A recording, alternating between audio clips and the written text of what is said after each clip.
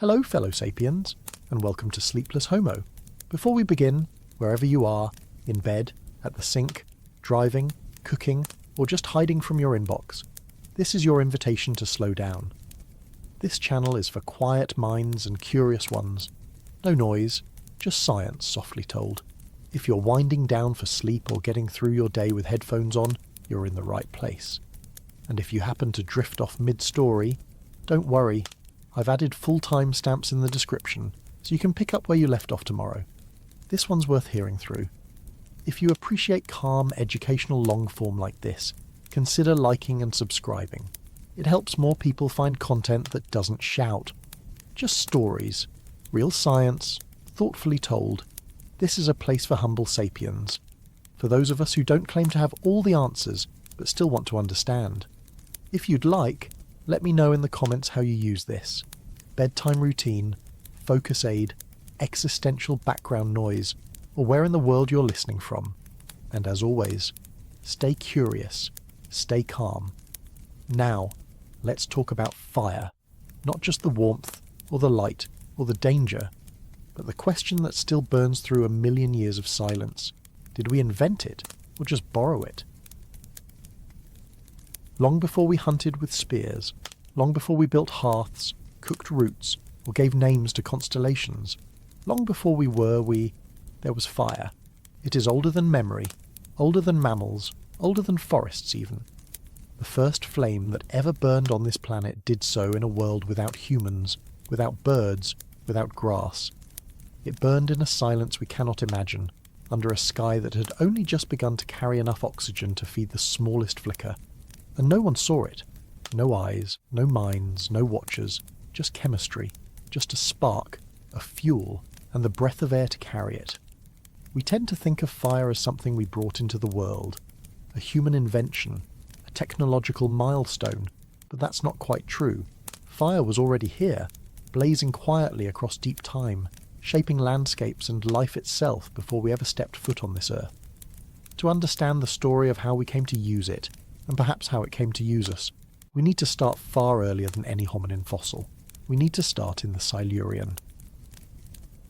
Roughly 420 million years ago, the Earth looked unfamiliar. Life was still largely marine, and the continents, clustered together in strange supercontinents like Gondwana and Laurentia, were just beginning to grow green with the first vascular plants. These early land pioneers were low, creeping things, nothing like modern trees. But they had stems, roots, and most importantly, they had tissues that could dry out. Fuel. For fire to exist, 3 conditions have to be met: fuel, oxygen, and ignition. In the Silurian, for the first time in Earth's history, all 3 came together. With plant tissues exposed to the open air, with atmospheric oxygen levels rising above 15%, and with the occasional lightning strike from a passing storm, fire could finally be born. The earliest direct evidence we have for this comes from fragments of charcoal locked inside ancient sedimentary rock. Charcoal, in the scientific sense, is fossilized carbon, the scorched remains of plant tissue that has been partially combusted but not fully oxidized. It preserves beautifully, and unlike ash, it doesn't simply blow away. It's how we know a fire happened, even if the flames themselves are hundreds of millions of years gone. Those first fires didn't rage through forests. There were no forests, but they danced across primitive peatlands and mossy ground covers, scorching mats of early plant life and leaving behind blackened carbon trails that would later turn into seams of coal. As vascular plants spread and evolved into taller, woodier forms, fire found a new home and a new role. It didn't just destroy, it began to shape ecosystems. By the early Carboniferous period, around 350 million years ago, oxygen levels in the atmosphere had climbed significantly. Some estimates suggest they peaked above 30%, far higher than today's 21%. This made the air itself more flammable, and it likely meant that fires during this period were hotter, faster, and far more widespread than modern wildfires. Some scientists call this the age of fire. Insects grew larger, thanks in part to the oxygen-rich air, and the expanding forests of lycopods and seed ferns became fuel-rich fire environments. Again, the charcoal record shows us that fire was common, not constant, but a regular part of the ecological cycle, and ecosystems responded. Fire-adapted plant traits began to appear in the fossil record: hard seed coats, rapid resprouting after damage. Eventually, in the age of flowering plants much later, we'd even see species that require fire to reproduce. Their seeds only germinate when triggered by heat or smoke. But even in these deep epochs, the pattern was emerging. Fire was a force that selected, shaped, and even favoured certain forms of life over others. It wasn't a one-time event, it was an evolutionary pressure. Of course, not every period in Earth's history has been equally flammable. Fire is sensitive to oxygen. When atmospheric oxygen levels drop below 15%, combustion becomes nearly impossible. That's why fire doesn't spread in space, or underwater, or in sealed rooms without ventilation. And it's why, during certain intervals of geological time, fires likely disappeared from the planet almost entirely. We know this from charcoal gaps in the fossil record, stretches of tens of millions of years with no evidence of combustion. The reasons for these low oxygen intervals are still being studied. Some are tied to shifts in global climate, others to massive volcanic events, or the burial of large amounts of organic carbon that locked oxygen away. Whatever the cause, the flame went out, and then, later, it came back. By the time the dinosaurs arrived in the Triassic and flourished through the Jurassic and Cretaceous periods, fire had become a permanent, recurring part of terrestrial life. Lightning-ignited wildfires raced through fern prairies and conifer forests, clearing ground and creating space for new growth. Some of the most fire-adapted plant lineages in the modern world, like pines, eucalypts and proteas, may have their origins in this era. Their thick bark, serotinous cones and chemical defences against herbivory all suggest long coevolution with flame. In fact, one study suggests that around 90 million years ago, during the late Cretaceous, wildfires were so common in some regions that entire ecosystems depended on them to maintain their balance. Remove the fire, and the vegetation would shift. Forest would replace grassland, species would disappear, and still, no one watched. No animals made campfires, no creatures gathered around for warmth or light. Fire existed as a purely natural force, sparked by lightning, fed by oxygen, shaped by weather and vegetation but unclaimed. Its role was ecological, not cultural. It was fuel recycling, not meaning-making. That would change, but not yet. After the asteroid impact that ended the Cretaceous 66 million years ago, global ecosystems were disrupted. Forests burned, skies darkened, and fire may have played a role both in the extinction and the recovery process. The Paleocene and Eocene saw the rise of mammals, small, fast and mostly nocturnal at first, and the eventual spread of early primates. But for tens of millions of years, even as forests regrew and grasslands expanded, there is no evidence that any species engaged with fire in a deliberate or patterned way. That brings us to the Miocene, around 7 million years ago. This is where the story starts to tilt. Not because fire changed, but because the landscape did. The spread of grasses and the formation of open savannas, especially in East Africa, created a new fire regime. Grass burns quickly and regenerates fast. Lightning fires in dry seasons became more common, and with them came ecological shifts. Tree cover thinned, grazing herbivores evolved to navigate a mosaic of burned and unburned patches. And somewhere in this mosaic, early hominins were watching. We don't know if they understood what they were seeing. That would be speculation. But we do know that modern chimpanzees and other primates are aware of fire. They avoid it. They watch it. In some experiments, they even seem to recognise its predictable behaviour. There is no reason to assume early hominins were less observant. They likely saw fires move across the savannah.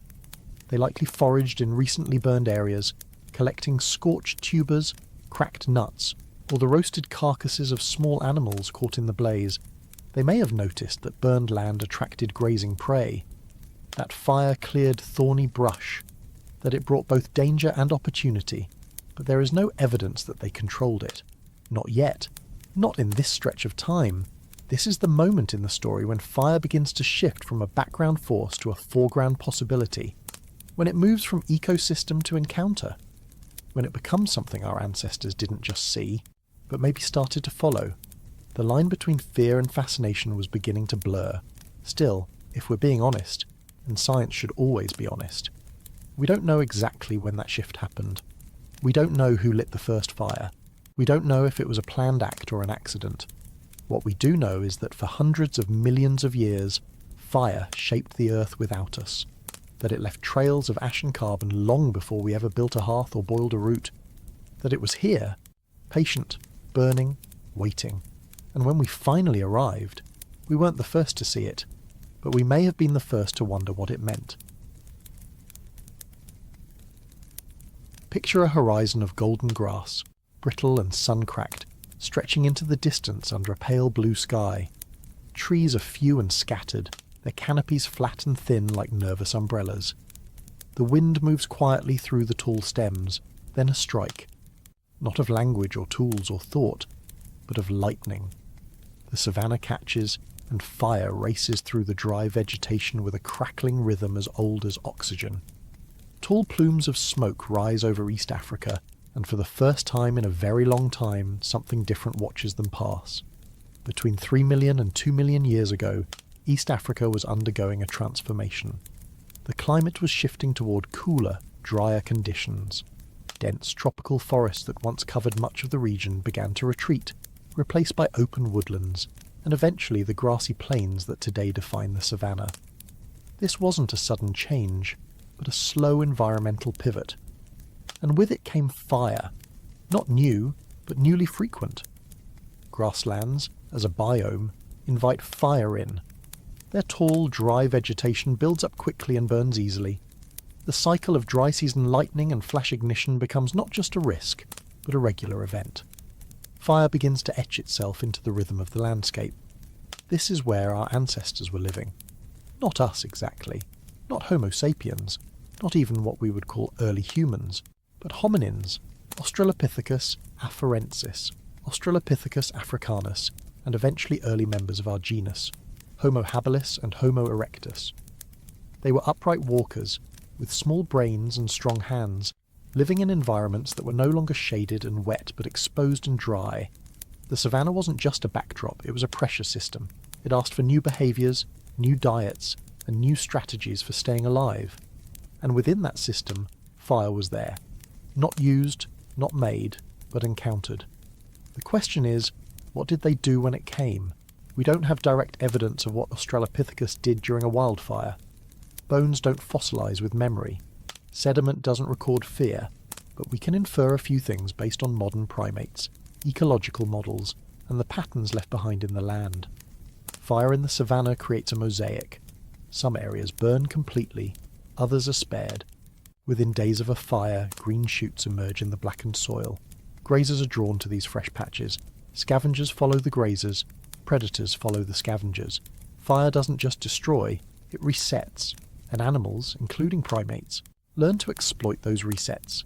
Chimpanzees, our closest living relatives, don't make fire, but they do interact with it. In the wild, they watch fires with caution and curiosity. They do not panic. They seem to understand the direction fire moves, the way wind and slope influence its spread. In captive studies, they even exhibit preferences for cooked food, choosing warm meals over raw when offered. This doesn't mean they understand combustion. But it does suggest that primates, and likely hominins, were not oblivious to flame. In a Miocene or early Pleistocene savanna, a hominin troop could have followed a fire line, not directly into it, but in the days after. The scorched zone would be easier to traverse, cleared of thorny underbrush. Burnt seeds and exposed roots could be collected.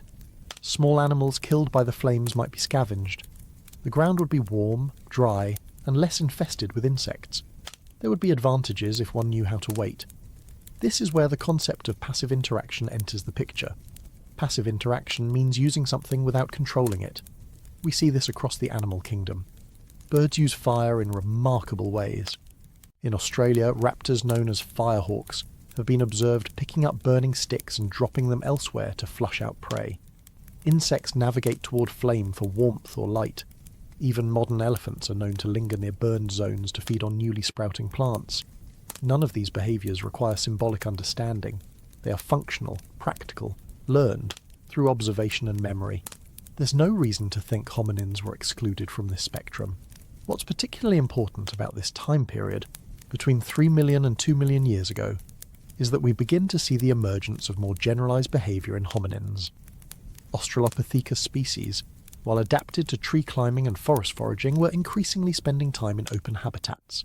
Their diets became more varied. Dental evidence shows shifts toward tougher, drier plant material. Some populations may have begun using rudimentary stone flakes to assist with cutting or pounding, though not in any standardized way.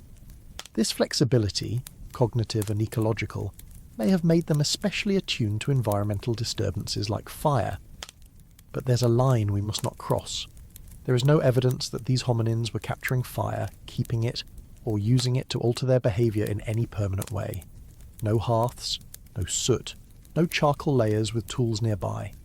Fire, at this stage, remained wild. Its rhythm was not yet ours, and yet there is pressure. Not just environmental, but evolutionary. As fire became more frequent on the savannah, it shaped not only the terrain, but the selective forces acting on those who lived there.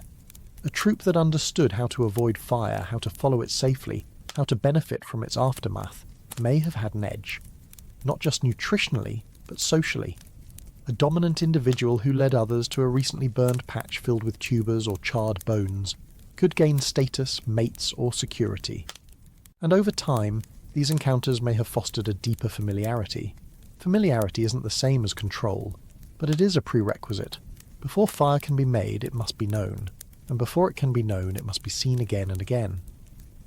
In this window of time, the savannah may have offered fire not as a revelation, but as a recurring lesson. Not in the form of a myth or a ritual or a story told around a campfire. Those things did not exist, but as a pattern. A visual, visceral event with consequences that could be anticipated, avoided, or exploited. From a scientific perspective, this moment is difficult to study. There are no charred artifacts to analyse, no residues to date, no constructed features to map. Instead, we're left with paleo-environmental reconstructions, stable isotope data, sediment cores that show cycles of burning, fossil assemblages that suggest shifts in foraging strategies. It's the slow detective work of reconstructing context, not events, and it demands humility. We can't say what a hominin saw. We can only try to understand what the world was showing them. Still, the questions remain. Did fire scare them? Likely, yes. It scares us still. But did it also fascinate them? Did they pause, hidden in the brush, watching flames move across the plain, feeling the heat at a distance? Did they notice how the predators kept their distance, how the grass turned black and then green again? These are not questions we can answer with confidence. But they are questions worth holding, because it's here, in this space between fear and familiarity, that the long arc of fire and humanity begins to bend. Not toward mastery, not yet, but toward awareness. And perhaps that's the deeper story of this period. Not what fire did for us, but what it taught, without words, without teachers, without culture. Just light, movement, heat, and memory. The beginning of a recognition that the world could change suddenly, violently, and then grow back. We don't know when the first hominin walked toward a burn scar instead of away from it. We don't know when one of them decided to wait rather than flee. But the savannah would have rewarded those who did, and evolution, silent and patient, would have noticed. It's tempting to imagine that everything began with invention. That fire was a spark of genius, a single moment of insight. But more often, the truth is slower, less dramatic. Our relationship with fire may not have begun with a strike of flint, but with a slow, quiet watching, with footprints in the ash, with eyes adjusting to the glow on the horizon, with a cautious step forward, not to control it, but simply to follow, and that leaves us with a question, one that still smoulders beneath all the archaeological data, all the charcoal layers and cave soot and burnt bones. Before we made fire ours, how long did we just live beside it? There is a place in northern Kenya where the land is dry and fractured, where the bones of rivers long gone lie exposed to the sun, and the sediments run in bands of muted colour like a page half erased. Kubifora. It's not the first place you might think to look for a story about fire, but if we want to understand how our ancestors first came into contact with it, not just as watchers from the edge of the grassland, but as beings beginning to inhabit its rhythm, then this place, and this moment in time, may be where the spark begins to change shape. Somewhere between 1,900,000 and 1,500,000 years ago, a new hominin was walking these shores. Taller than those who came before, longer-legged, broader-shouldered, with a brain volume just beginning to nudge upward, Homo erectus was not quite like the others. There was a stride in their walk, a range in their movement, a confidence in their presence on the open land. The anatomy tells us this was a species built not for the trees, but for the long march across savanna and scrub. Their bodies were adapted for endurance. Their hands were increasingly capable, and their eyes were set to the horizon. In this same stretch of time, excavations at Kubifora began to reveal something odd. Archaeologists working in the early 1980s noticed patches of sediment that didn't match the surrounding earth. They were reddish, orange-tinted and compact, with signs of heating that penetrated several centimetres below the surface. Not just sunbaked or weathered, but transformed. These colour changes weren't random. They occurred in discrete areas, often associated with stone tools and fossilised bone fragments. And those bones, in some cases, showed signs of burning. Darkened edges, cracked surfaces, heat-altered textures. Nothing dramatic, nothing that screamed campfire, but enough to raise a question. Could this be evidence of fire? And if so, what kind? The first and most cautious interpretation is geological. Maybe these patches were caused by natural heating, volcanic activity, lightning strikes, wildfires that left behind pockets of scorched soil. East Africa sits along the Rift Valley, a region of tectonic activity, so heat from below is not implausible. But the distribution of the discoloration, the way it occurs in isolated circular formations, and not as wide bands or randomly spread streaks, suggests something more localized, more surface-bound, more selective. Then there are the stones. At Kubifora, archaeologists found lithic material that had been heat-modified. Some flakes showed thermal fractures consistent with exposure to high temperatures, and while it's true that many types of rock can crack under pressure or weathering, the pattern here matched what is often seen in fire-altered contexts: uneven spalling, surface crazing, and a glossy sheen that forms when stone is exposed to heat above 200 degrees Celsius. These are temperatures difficult to reach without flame. Still, fire by itself doesn't tell us much. What matters is context, and the context here is striking. In the same layers as these heated stones and oxidized soils, we find traces of a species capable of something new. Homo erectus, at Kubifora and across East Africa, is associated with the first appearance of more complex stone tool traditions. The Herculean industry, hand axes, bifacial tools with symmetrical edges, not just broken rock but shaped instruments. This isn't intelligence in the modern sense, but it is intentionality, a kind of forethought, a plan carried through the palm of a hand. So the question becomes, did Homo erectus find fire, or follow it? There is no definitive evidence that this species controlled fire. No hearths, no constructed fire pits, no clear signs of repeated burning in the same location that would suggest habitual use. But there is growing suspicion that something was beginning to shift. That fire in this time and place may have moved from being an occasional environmental event to a more regular part of life. Still natural, still wild, but perhaps noticed, perhaps used, if only briefly and without mastery. One possibility is opportunistic use. Imagine a fire started by lightning. It moves through dry grass, kills a few small animals, chars some roots, exposes the earth. The next morning, a Homo erectus group moves in. They scavenge, they gather, they rest in the warmth. Maybe they carry a smouldering stick a short distance, trying to hold on to the heat a little longer. Not to cook, not to signal, but because it means something. Not symbolically, not spiritually, just functionally. Fire is light. Fire is heat. Fire keeps the flies away. It's speculative, of course. Science demands caution. These ideas are not confirmed by direct archaeological proof, but they are increasingly modelled by researchers studying the behaviour of early hominins and their likely interactions with environmental fire. And Kubifora offers one of the earliest places where these questions become archaeologically grounded. What complicates the story further is the presence of multiple hominin species at the site. While Homo erectus is strongly associated with the tools and technology found here, another species, Paranthropus boisei, is also present in the fossil record. Paranthropus was smaller-brained, more robust in jaw structure, and likely specialised in hard plant foods.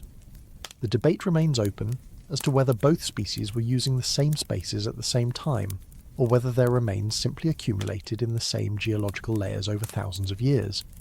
Either way, the presence of burnt bone and heated stone in contexts associated with Homo erectus lends weight to the idea that this species may have been at least near fire. Whether they made it, or merely used it, remains unknown. So what do we make of it?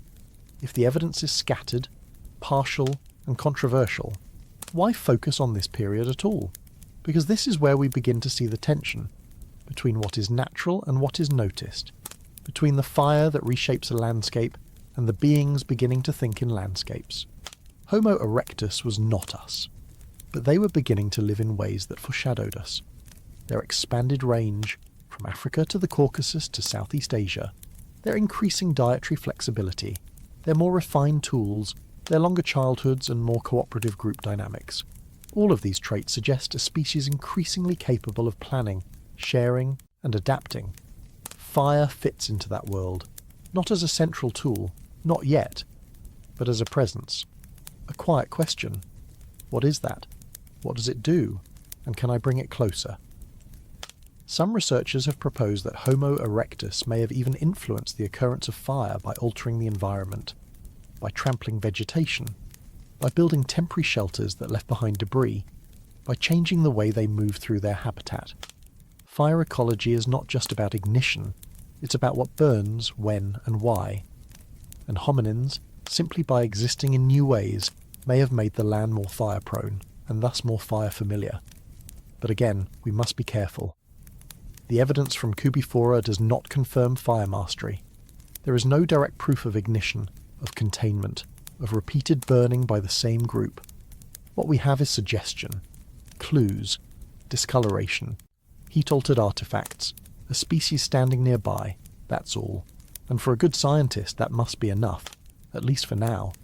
Still, the story is not without meaning, because it reminds us of the long, slow way that knowledge begins, not with a flash of genius, not with a single discovery, but with patterns, with exposure, with repetition. Fire was already old when Homo erectus emerged, but here, in these burnt soils of northern Kenya, we may be seeing the earliest footprints on the path towards something new, not just using fire, but beginning to imagine what it might become. And so we're left with a question that science hasn't answered yet. Maybe it never will.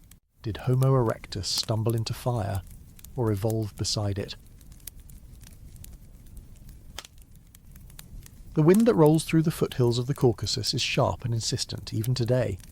It cuts through valleys carved by rivers older than memory, curls past rocky outcrops, and traces the contours of a small hill near the medieval town of Dmanisi, in what is now the Republic of Georgia.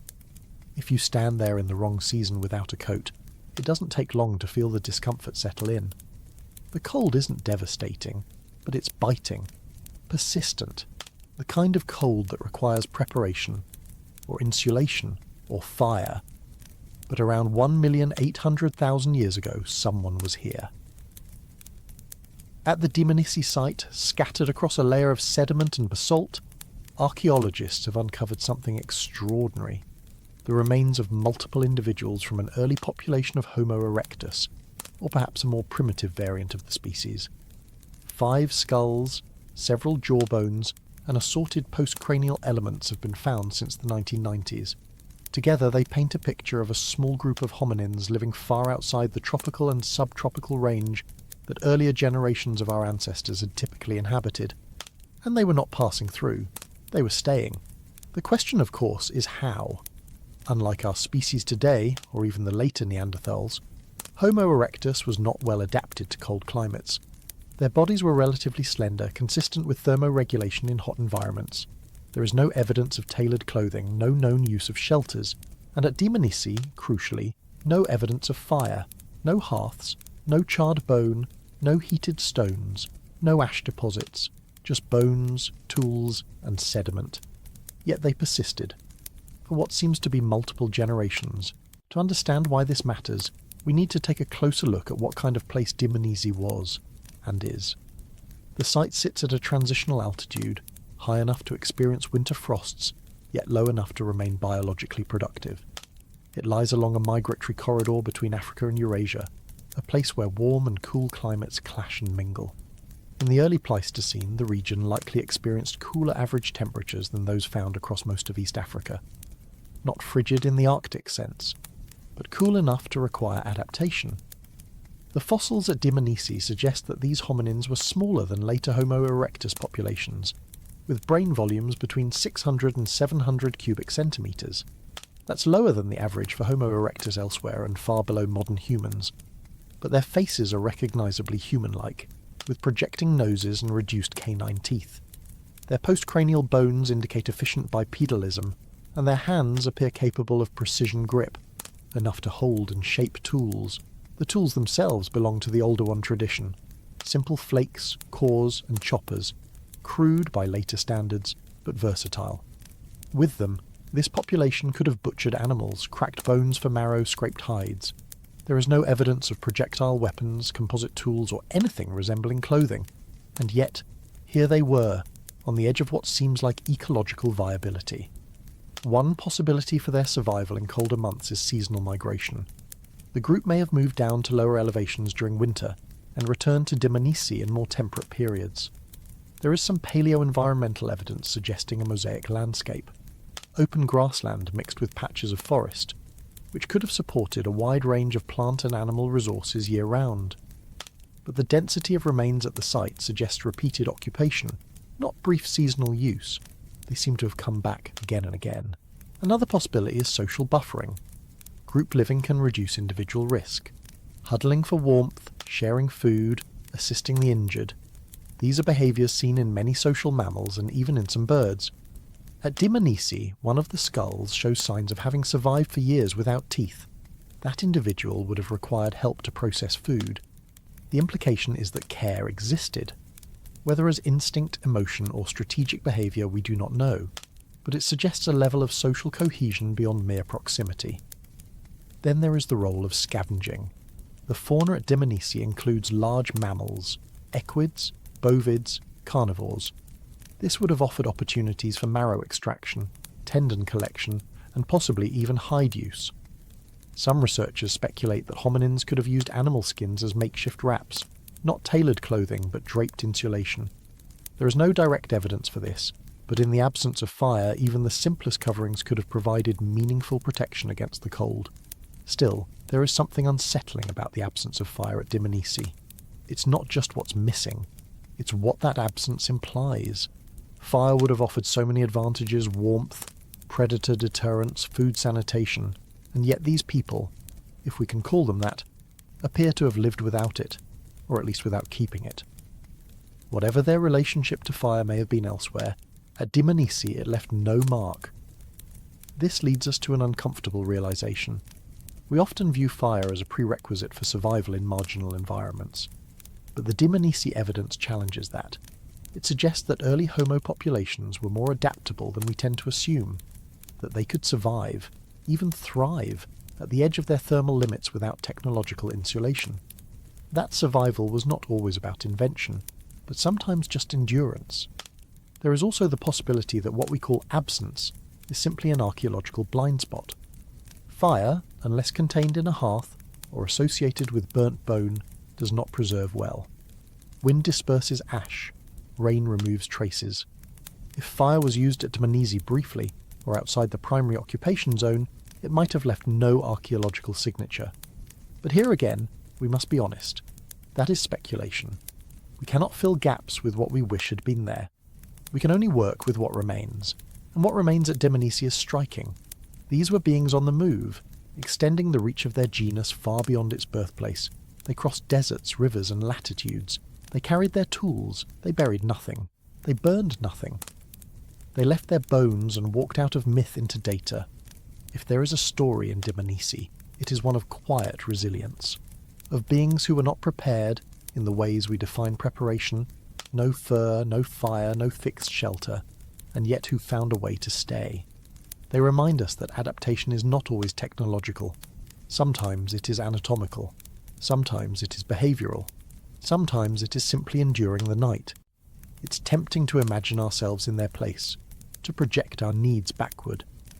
But we must resist. Their world was not ours. Their expectations were not ours. The cold may have been sharp, but it was not foreign. It was part of their landscape, part of their learning, and so the mystery lingers. Not just how they reached Dmanisi, or why they stayed, but what they felt as the temperature dropped, what they thought, if thought applies, what strategies they passed on not through language but through imitation, what comfort they found not in flame but in one another. There will always be gaps, in the fossil record, in the sediment, in the spaces between tool and hand. But Dmanisi gives us a glimpse of something astonishing, a hominin species, not yet fully human, living on the cusp of unfamiliar climate, without fire, not extinct, not fleeing, just living, quietly, cleverly, cold. And that leaves us with a strange question, one we rarely ask. What if the first migrations didn't require mastery, but simply the will to keep going? In the hills of central Kenya, where the land tilts gently into the Rift Valley and the grasses give way to rocky shelves of ancient sediment, there is a site called Chesawanja. It doesn't shout for attention. There are no grand bones here, no monumental tools, just weathered exposures, thin stratigraphic bands and scattered fragments of clay, some of them red, hard and strangely transformed. They don't look like much. But buried in those clasts lies a question that has quietly unsettled archaeologists for decades. A question that has nothing to do with what we made, or where we went, or what we thought. It has to do with fire, and whether we were ever its first authors at all. The discovery was made in the mid-20th century, during surveys across the Laikipia Plateau. In a layer dated to approximately 1,400,000 years ago, researchers encountered a cluster of small, irregularly shaped pieces of clay. They weren't particularly beautiful. They weren't fashioned into objects, but their colour and texture were different from the surrounding sediments. These clasts were red, not just stained by iron, but fundamentally altered, baked. Microscopic analysis showed that the internal structure of the clay had been vitrified, meaning its minerals had been rearranged under intense heat. This wasn't the result of slow geological pressure or surface exposure to the sun. It was something else, something hot, something sudden. The mineralogy suggested that the clay had been heated to temperatures between 300 and 400 degrees Celsius. That's well beyond what can be reached by ordinary solar heating, or even typical decomposition processes. And while volcanic activity can produce such conditions, there were no signs of lava flow or thermal intrusion nearby. What was left was a short list of possible explanations. One of them was fire. If the clasts were indeed burned, the question becomes what kind of fire could have caused it. Wildfires are a candidate, especially in open savanna environments where dry grass and brush provide regular fuel. But for the clay to vitrify the way it did, the heat source would need to be sustained and direct. Not just a brush pass, but a burn that lingered. And that's where the archaeological interest deepens. Because nearby these clay fragments, stone tools were also found. Oldowan-style flakes. Simple, direct, and sharp. The kind of tools we associate with early Homo species, likely Homo erectus or a local variant. The tools themselves weren't burnt, nor were their bones found with thermal damage. But the proximity of lithics to fire-altered clay raised an eyebrow in the research community. Could this be evidence, early, fleeting and ambiguous, of a hominin fire? The debate that followed was not one of enthusiasm, but caution. It still is. Scientific skepticism at its best is a form of reverence for the unknown. The problem wasn't the clay. That it had been heated was not in question. The problem was the absence of context. No hearth, no charcoal, no fire ring, no recurring ash layer. Just baked earth, tools nearby, and a timeline that sits uncomfortably early in the story we think we understand. Some have argued that the clay could have been burned by natural causes, that lightning may have struck a patch of brush and heated the ground beneath it long enough to alter the mineral composition. Others propose the tools and the clay are coincidental in their association, deposited over time by unrelated processes, and merely appearing close due to the compression of sedimentary layers. A third possibility, rarely mentioned aloud, is that fire here was being manipulated, not controlled in any sustained way, but perhaps approached, used, not made, but known. There is no way to resolve that ambiguity yet, but there is something valuable in its presence, because it reminds us how subtle the archaeological record of fire can be, how easily it can be erased. Fire doesn't fossilise, it doesn't leave durable artefacts unless it touches something durable: bone, stone, ceramic, soil. And when it does, interpretation becomes a delicate negotiation between chemistry and context. What makes Chesawanja so important, then, is not what it proves, it's what it forces us to ask. What is the earliest possible evidence of fire interaction?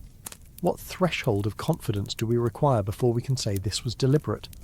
And how many traces have we lost? Not because they weren't there, but because we didn't know to look. One of the quiet ironies of early fire archaeology is that the earliest uses may have left the faintest marks. Before the building of hearths, before the long-term occupation of caves, before the carbon layers and cooked bones and scorched tools, there may have been small, scattered instances of interaction. A flame kept alive for a few hours. A smouldering twig moved from one place to another. A moment where heat was noticed, not feared, not yet replicated, but recognised. Chesawanja gives us a tantalising glimpse of that moment, and it does so in a language that is maddeningly partial.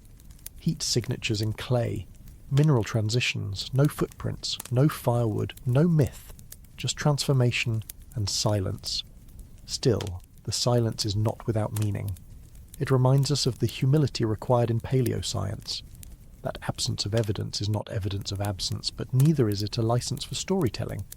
That the burden of proof remains high, especially for claims as foundational as fire, and that while our ancestors may have flirted with flame, the traces they left behind may never quite speak clearly, but that doesn't mean they didn't try, or that we shouldn't keep listening. If there is a lesson in Chesawanja, perhaps it is this, that sometimes what matters most is not the fire we controlled, but the fire we didn't, the one that happened beside us, without our input, without our consent. That altered the ground and left us wondering whether it had anything to do with us at all, because that's the honest state of early fire research. We don't know who lit the first flame, we don't know when or where or why. What we have are baked clues in ancient soil, and the quiet possibility that the fire we think of as ours might never have belonged to us to begin with. It's hard to imagine a more ancient silence than the one that settled over the Kalahari Basin 1 million years ago. Back then, before there were maps or myths or even modern minds to make sense of them, there was only open land, weathered stone, and the long march of time, each day indistinguishable from the last, unless perhaps something caught fire. There's a cave here called Wonderwerk, quietly tucked into the side of an ancient hill in the northern Cape of South Africa. Today, it's a heritage site. Then, it may have been something else entirely, the site of the first flame ever purposefully held inside a shelter. Not sparked, not kindled, just held, preserved. Long enough perhaps to matter. The idea that a 1 million-year-old cave might cradle the earliest known signs of human fire feels almost too symbolic to be true, but that's precisely what makes the site so compelling. Because for all our myths about man discovering fire, the truth is far messier. There's no Prometheus here, no single lightning bolt or brilliant leap forward, just ash, bone, sediment, microscopic layers of heat-altered earth, compressed by time, complicated by geology, and interpreted cautiously by archaeologists who know better than to ever claim certainty. So what exactly did they find? Beneath the modern desert crust of Wonderwerk, archaeologists uncovered sediment sequences stretching back nearly 2 million years. Within these ancient deposits, at levels dating to around 1 million years ago, researchers noticed something unusual. First, scattered fragments of burnt bone, animal remains bearing heat damage inconsistent with external wildfires. Then, faint but consistent signs of ash, deeply embedded within the cave's interior. Importantly, this wasn't surface-level soot from a recent lightning strike. The ash was buried, compacted and layered, suggesting it had formed in place, and over time. That distinction matters. Fire outside is one thing. A wildfire rips through the savannah and scatters both predator and prey. But a fire inside, a fire in a cave, suggests more than coincidence. It implies containment, shelter, maybe even intent. The sediments at Wonderwerk were analysed using microstratigraphy, a technique that allows scientists to detect even the subtlest chemical changes in compacted Earth. They also used Fourier transform infrared spectroscopy to distinguish between naturally heated soil and ash, formed by burning organic matter. The results pointed, again and again, to controlled fire, at least in the sense that it had been sustained within the cave itself. But here's the complication. Controlled does not mean created. There's no evidence that the hominins occupying Wonderwerk knew how to spark a flame. No charred sticks shaped into fire drills. No flint or pyrite-bearing stones showing deliberate wear. What they may have done, however, is take advantage of what nature gave them. If lightning struck the plains and flames reached the edge of camp, perhaps they learned to carry embers inside. Maybe they learned to feed them slowly, or maybe, just maybe, they noticed that some fires burned better than others when tucked into a windless cave. There's a haunting restraint in how scientists talk about this period. No one claims mastery, no one suggests invention. The phrasing used is always cautious, always conditional. Evidence suggests. Possible hearth, likely localised burning. And that's precisely what makes the Wonderwerk findings so compelling. They sit right on the edge of inference, where data runs out and curiosity takes over. Some scholars have pushed back, arguing that the ash could have been windblown, or that the heat-altered bones might result from ancient geochemical processes. And those challenges matter. In a field this old, skepticism is not just welcome, it's essential. The line between cultural activity and natural coincidence is notoriously thin when looking back over 1 million years, but the weight of the evidence continues to lean, however slightly, toward early human involvement. The ash layers are too regular, too deeply embedded, and too far from the cave's mouth to suggest anything other than long-term use. The heat damage on bones appears consistent with low-temperature burning, like what you might see in a smouldering hearth, not a forest blaze. And while nothing here proves fire creation, everything points towards something equally important: fire management. To manage a fire is in many ways harder than to start one. It requires patience, attention, a willingness to stay put, and most of all, a deepening awareness of cause and effect. If I feed this ember, it survives. If I neglect it, it dies. This quiet shift from chaos to continuity may have been one of the earliest signs of a truly human mind. We don't know which hominin species used Wonderwerk. It may have been Homo erectus. It may have been an even earlier population. Whoever they were, they left no tools in the ash, no cave paintings, no symbolic traces of self-awareness. But they did leave heat, trapped, layer by layer, in a cave that has since outlived ice ages, extinctions, and every story ever told around a fire. And that in itself raises a strange question. What did it feel like to sit beside the first contained flame? Was it relief? Fear? Boredom? Did they sleep better that night, with the flicker on the cave wall casting off the shadows? Or did they simply crouch there, eyes open, watching a thing they didn't yet understand, and somehow knew not to extinguish? There are no answers, only sediment, and still, we keep asking. Because somewhere in that ash lies a threshold we crossed without knowing it. Not the moment we made fire, but the moment we stayed with it. And perhaps quietly, it stayed with us too. If you had to walk into winter without fire, would you make it out? It's not just a thought experiment. Somewhere between 1 million and 500,000 years ago, early humans, or something like them, did exactly that. Long before woolen cloaks or hearth-lit caves, long before even the certainty that anyone could make fire at will, hominins were spreading into Europe, and somehow they survived. Or at least some of them did. We know they were there. Stone tools tell us. Bones tell us. Sites like Atapuerca in Spain and Happisburg in England leave behind unmistakable signs, not of warmth, but of presence. They chipped flint, hunted game, and butchered carcasses beneath skies that offered more frost than shelter. The trouble is what's missing. If they had fire, it didn't leave a trace. No hearths, no scorched sediment, no layers of ash. Not even a singed bone to whisper, "We burned something." It's an archaeological silence that's hard to ignore. This silence, though, isn't always the final word.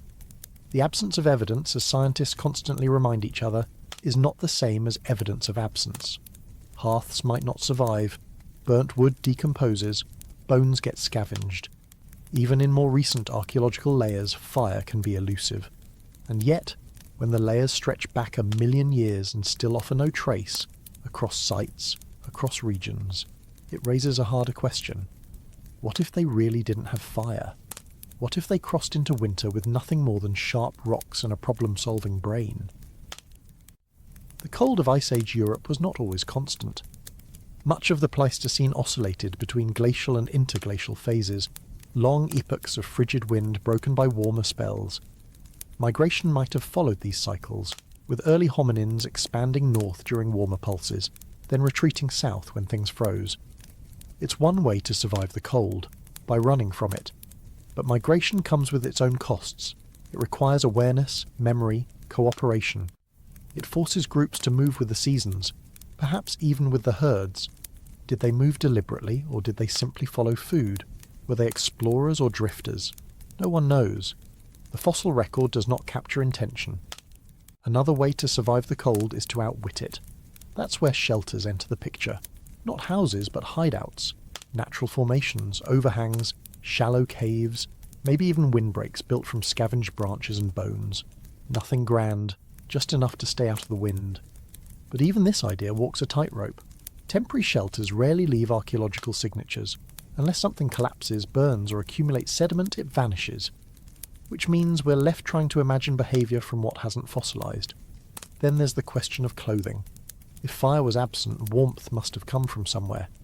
Fur hides, perhaps, scraped and tied crudely around the body. There's no direct evidence of this. No preserved threads, no needles, no buttons. But the logic is compelling. Skinning animals is something even modern chimps can learn. With basic tools, cutting hide becomes easier.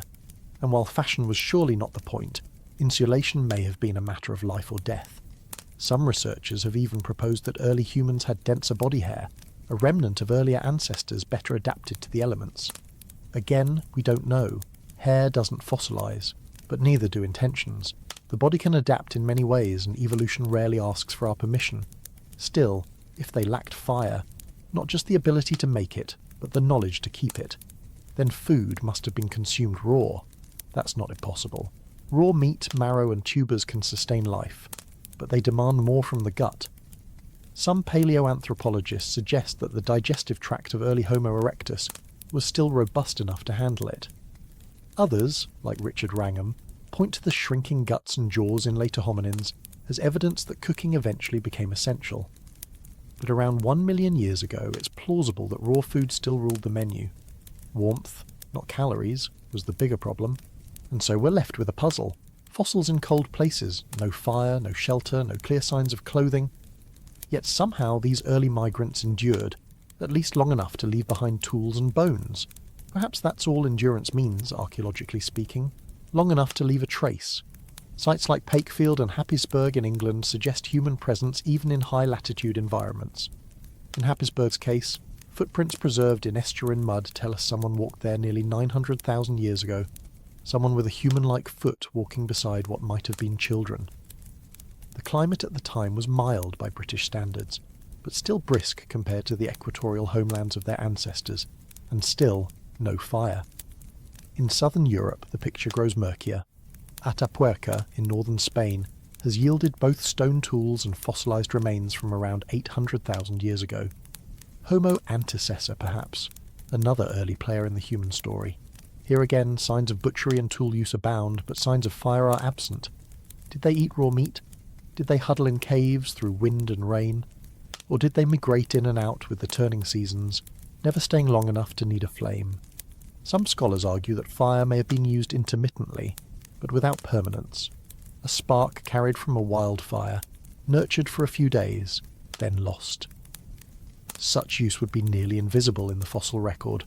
No hearths, no build-up, no pattern, just passing flame, borrowed, not made. And when it flickered out, there was no second chance. unless lightning struck again.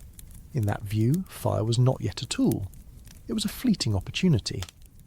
Others suggest that the ability to control fire had simply not emerged, that these early Europeans were cold adapted in other ways, perhaps higher metabolic rates, perhaps behavioural plasticity, a fancy way of saying they figured things out as they went.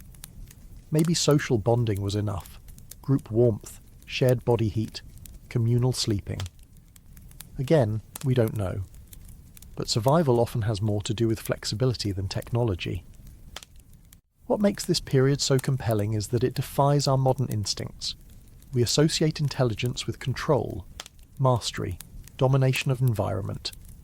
Fire, in our minds, is a hallmark of civilization. To imagine humans, or something like them, surviving without it feels like heresy. And yet, the evidence leads us there. Not because it's obvious, but because it's missing. So perhaps the question isn't whether they had fire. Perhaps the better question is, how did they think without it? Did the absence of flame shape the pace of their evenings? Did darkness fall heavier? Did predators come closer? Or was the silence of night simply another part of the world they moved through, without fear, without mastery, just with caution and memory? Fire would come later. With it would come permanence, settlement, light at night, and the slow unravelling of time into seasons, rituals and stories. But before that there were migrations into wind. Cold feet on frozen ground, sharp stones, raw meat, and minds, perhaps, just beginning to understand that not all problems had answers. Not yet. We walk through those same winters now with central heating and electric stoves and a sense of detachment from the world's cold. But the question lingers. If they did it without fire, what are we still not seeing? What have we forgotten about the raw edge of survival? The kind that doesn't need to burn to leave a scar? Fire leaves behind a signature, not always a bold one. Sometimes it whispers in ash, fractures flint, or stains the earth a colour too faint for the naked eye to read. But at a place called Gesher Benot Yaakov in what is now Israel, that whisper might be just loud enough to change the story. The site sits along the banks of the Jordan River, and beneath layers of sediment lie hints of something extraordinary. Charred wood, blackened seeds, burned flint tools, all arranged not in chaos but in strange, repeating patterns, as if someone or something was returning to the same place over and over, doing the same quiet ritual with fire, and then leaving again without a trace of a hearth. This is not a campfire in the modern sense. There is no circle of stones, no thick deposit of charcoal, no hearth wall baked red by years of use. In fact, some archaeologists hesitate to call it fire use at all. There is no hearth, they argue, only debris scattered across space. Others disagree. The burnt materials, they point out, are not random. They cluster in spatially distinct zones. Flint tools with burn marks here, charred seeds there. Some argue that these aren't remnants of a natural wildfire or lightning strike. They suggest that whoever occupied this site almost 800,000 years ago might have been managing fire deliberately.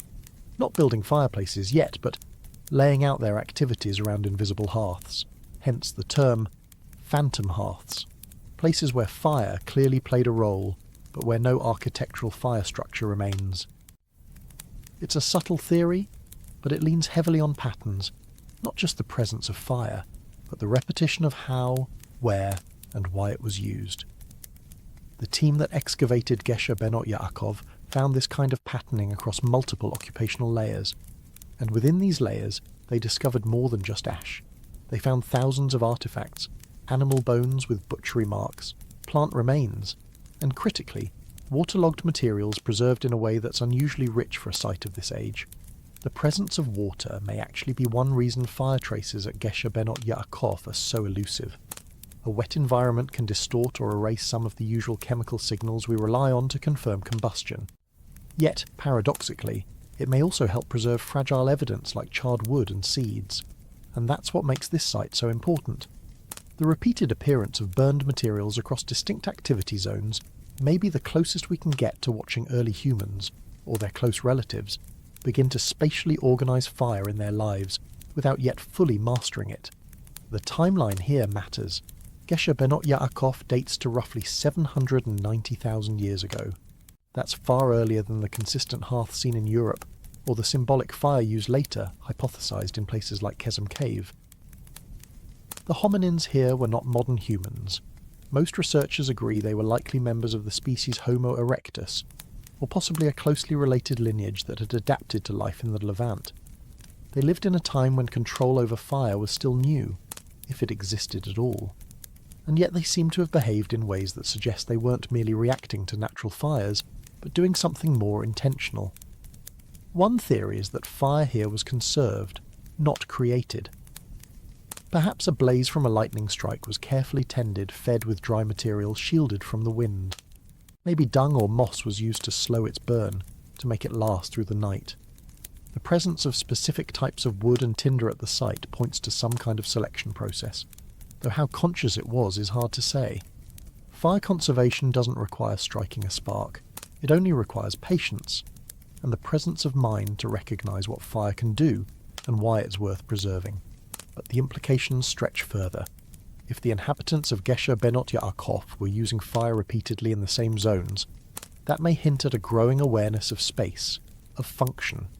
This is not just about heat or protection.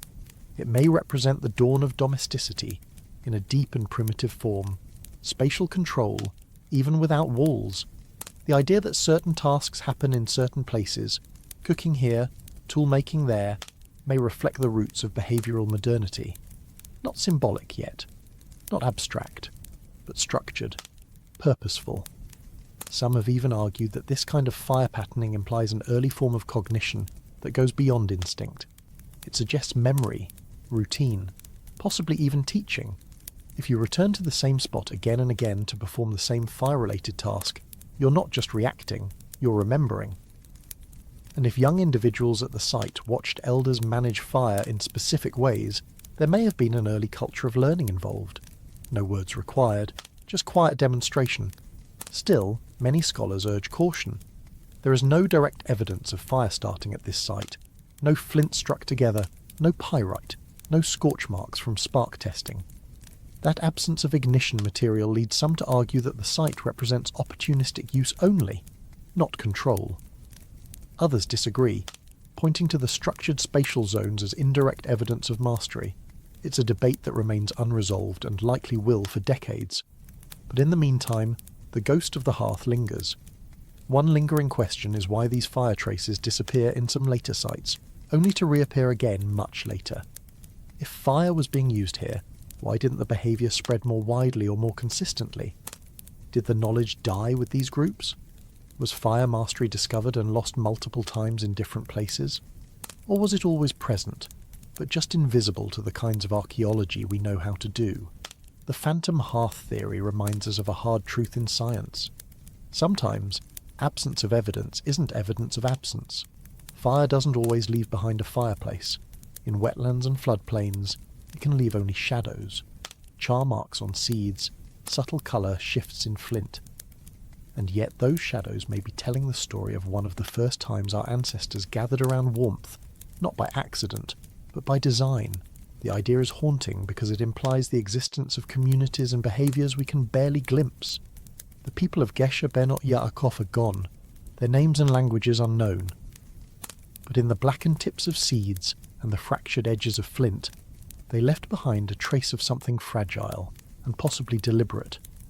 A warmth that wasn't just borrowed from nature, but carried through time, passed hand to hand in the dark, before the first true flame was ever struck. And so we're left with a question, not of where the first hearth stood, but whether it ever had to. Can a fire be controlled if it's never truly seen? The oldest hearths we know of do not belong to us. They belong to someone we barely remember, if we remember them at all. Before Neanderthals, before Homo sapiens, before the flicker of symbolic art or the carving of bone tools, there was another kind of hominin. Taller than some, likely stockier than most, and armed with a brain nearly as large as ours, Homo heidelbergensis was once among the most widespread humans on Earth. Yet today they linger mostly as a name in a few museum exhibits. But buried in the dark soils of Europe and the Middle East, something still glows faintly from their time. The earliest physical traces of fire used not just opportunistically, but repeatedly, purposefully, perhaps even communally. And that faint glow might be the closest we'll ever come to witnessing the very birth of the hearth. At Beecher's Pit in Suffolk, England, the story begins quietly. Around 400,000 years ago, this place was part of a floodplain woodland, dense, damp, and not easily flammable. Yet scattered across the site, archaeologists found hardened patches of reddened earth, oxidized sediments, and most importantly, clusters of charcoal and charred bone nestled within shallow basins. These weren't wildfires. The patterns were too consistent, too localized. Microscopic analysis of the surrounding soil suggested sustained heating from within, not above, and temperature estimates hovered between 500 and 700 degrees Celsius. That's hot enough to burn wood efficiently, but not so hot as to be accidental. Near these hearths were hundreds of flint flakes, broken tools, and butchered animal remains. In other words, people were living here, and they weren't just surviving, they were tending fire. The same glow appears again in central Germany, at Schöningen.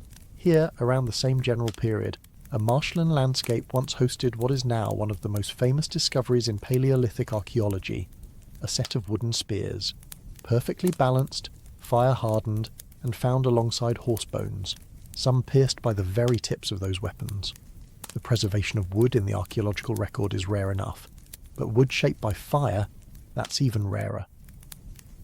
The outer surfaces of the Schöningen spears were chemically altered in a way that suggests deliberate charring followed by polishing, a technique still used in some traditional cultures to strengthen wooden implements. Though the site itself has ambiguous traces of fire residue, the implications are direct. Wherever that fire was, it wasn't decorative. It was functional, and someone knew how to use it. Further south, in what is now Israel, the cave of Tabun offers a slower burning mystery. Layers of sediment here preserve what may be a longer sequence of occupation, stretching from 500,000 years ago into more recent Middle Paleolithic periods. Within those layers are discrete bands of ash and burnt flint, spatially repeated in the same general locations across multiple strata. No one carved a formal fireplace, but someone, or rather, generations of someones, kept coming back to the same spots and building fires. That kind of repetition doesn't happen by accident.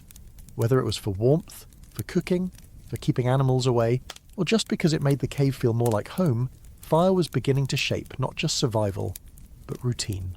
The people who left these traces were likely not one species, but many regional variants of Homo heidelbergensis, or, depending on the classification system used, archaic Homo sapiens. They lived during a time of growing ecological instability. Glacial pulses swept across Europe. Forests gave way to steppes. Game animals migrated, food sources shrank. In that context, fire wasn't just a tool, it was a survival strategy. And perhaps even more than that, it was a continuity. A flame passed down not just from individual to individual, but from generation to generation. Still, we can't see their hands. We don't know their words. We have no myths from them, no stories, no symbolic objects to guess their thoughts. The hearths we find are silent, the spears inert, and this is where humility matters most. Because for all our fascination with fire as a symbol of humanity's rise, the evidence is thin, scattered, and always open to reinterpretation. Some scholars have argued that many so-called hearths could be natural burn marks. Others question whether these hominins truly made fire themselves or simply maintained it when they could. After all, no one has found the match. We see only the result, but the pattern remains. From the English woodlands to the Israeli caves, from burned horse meat to scorched spear tips, the presence of fire in hominin contexts around 400 to 700,000 years ago suggests something was changing. Not instantly, not universally, but gradually and in multiple places at once. Fire was no longer just a frightening force to flee from, or a lucky find after a lightning storm. It was being integrated, managed, tended, and perhaps most crucially remembered. We don't know if Homo heidelbergensis worshipped fire. There's no reason to assume they did, but it's not hard to imagine them gathered around it, watching the embers fall, knowing that tomorrow's warmth depended on tonight's embers. In that moment, the hearth becomes something more than chemistry. It becomes culture, and yet, In a twist both humbling and sobering, Homo heidelbergensis did not last. Their lineages branched. Some likely led to Neanderthals, others perhaps to us. But as a distinct population they vanished. The fires they once tended flickered out, and if there were any final sparks in those hearths, they burned in silence, unseen. So perhaps the haunting question is not who lit the first fire, but who sat beside it, not knowing it might be their last. There is something unsettling about a circle of ash, something both final and intimate. You don't leave a circle of ash unless something happened there, something alive, something that burned. And perhaps, in the case of a cave in central Israel nearly 400,000 years ago, something that never quite stopped burning. Kesem Cave was first found not by a wandering hominin but by a road crew. In the year 2000, a stretch of highway excavation sliced into the limestone crust of the Judean hills. Beneath it, the earth opened to reveal a chamber sealed for hundreds of thousands of years. Inside, what emerged was not the fossilized skeleton of a forgotten ancestor. It was evidence of something more elusive: habit, repetition, return, and above all, heat. Here, inside the layers of Kesem Cave, archaeologists found traces not of a single fire, but of fire sustained. A central hearth, circled again and again by those who came back to this place, lit it, fed it, and stayed. There were bones, burned and broken, ash, fine and layered, flint tools, fractured and discarded near the coals. Together they suggest not a one-time miracle of combustion, but something that began to resemble rhythm. A rhythm of presence, a rhythm of flame. To understand what this means, we have to talk about absence. Because for most of our species' deep past, fire is almost always a ghost. There are places where we find burnt bone or scorched rock or clay that has seen temperatures far above ambient heat. But rarely do we find a pattern. Rarely do we find a location so stable, so habitually returned to, that it begins to feel not like a chance encounter with flame, but something closer to trust. The hearth at Kesem is about 2 meters wide. It sits near the centre of the cave, surrounded by debris from stone tool manufacture, as well as a collection of animal bones bearing the unmistakable signature of both butchery and burning. Some of the bones were cracked while still fresh, likely to extract marrow. Others were calcined, subjected to fire intense enough to alter their chemistry. These are not the accidental remnants of a wildfire. These are the traces of a species learning to stay warm. What makes Kesem significant is not just that the fire burned, it's that it burned again. Across layers, in deposits that span tens of thousands of years, researchers have found repeated evidence of fire use in the same central location. The ash accumulated, the burnt bones piled up. And the tools, flint blades, many produced using a sophisticated method known as the naviform technique, clustered around the hearth like footprints around a campfire. Whoever lived here, they didn't just light a fire and leave. They came back. The layers of Kesem preserve not only what was burned, but how it was arranged. Ash and charcoal fragments show signs of intentional placement. There is spatial organisation. Some bones were found in zones separate from the tool debris, suggesting that specific activities may have occurred in different parts of the cave. This points to a growing cognitive capacity to structure space, to think not just in terms of survival, but in terms of living, of where to eat, where to rest, and where to let the fire burn. But what does it mean to have a hearth? At a basic level, it means warmth. The Levant during this period, roughly 400,000 years ago, was marked by climatic instability. The ability to control fire, or at least to maintain it, would have conferred enormous advantages. Not only for heating, but for light, for deterring predators, for expanding the usable hours of the day, and for reducing the energy cost of digestion through the warming of meat and fat, even if not fully cooking it, a detail we'll return to much later. Yet there is more to a hearth than thermodynamics. The consistent presence of fire suggests something social, something shared. Flame, after all, is hard to divide. You can take your flint blade and walk away. You can carry a bone to a corner of the cave, but the fire, it draws you back. It gathers. It holds. And in doing so, it may have become the first true centre of the early human life. The inhabitants of Kesem Cave were not Homo sapiens. They were likely a transitional population, possibly related to Homo heidelbergensis or an early branch of Homo sapiens itself, depending on which researcher you ask. Their teeth and bones show a unique mixture of traits, some archaic, some surprisingly modern. What is clear is that whoever they were beginning to live in ways no species before them had managed, not just surviving in a landscape, but building a relationship with a specific place, and with the fire that lived there. To be clear, this was not yet full fire mastery. There is still no solid evidence that these hominins could create fire on demand. More likely, they maintained fire from natural sources, carrying embers, feeding flames with dry dung or wood, nurturing coals to last the night. But the implications are no less profound, because maintaining fire requires planning, vigilance, cooperation. You cannot keep a hearth alive alone. One of the more compelling aspects of Kesem is what it suggests about return. This was not a seasonal camp, briefly occupied and then abandoned. It was used over generations. The stratigraphy, the layering of deposits over time, shows persistent occupation. The hearth was not just a tool, it was a landmark, a memory site, perhaps even a proto-home. It's important not to romanticize this too quickly. The people who lived here did not sit in cosy circles telling myths beside the flickering light. They were butchers and foragers. They broke bones to get at fat.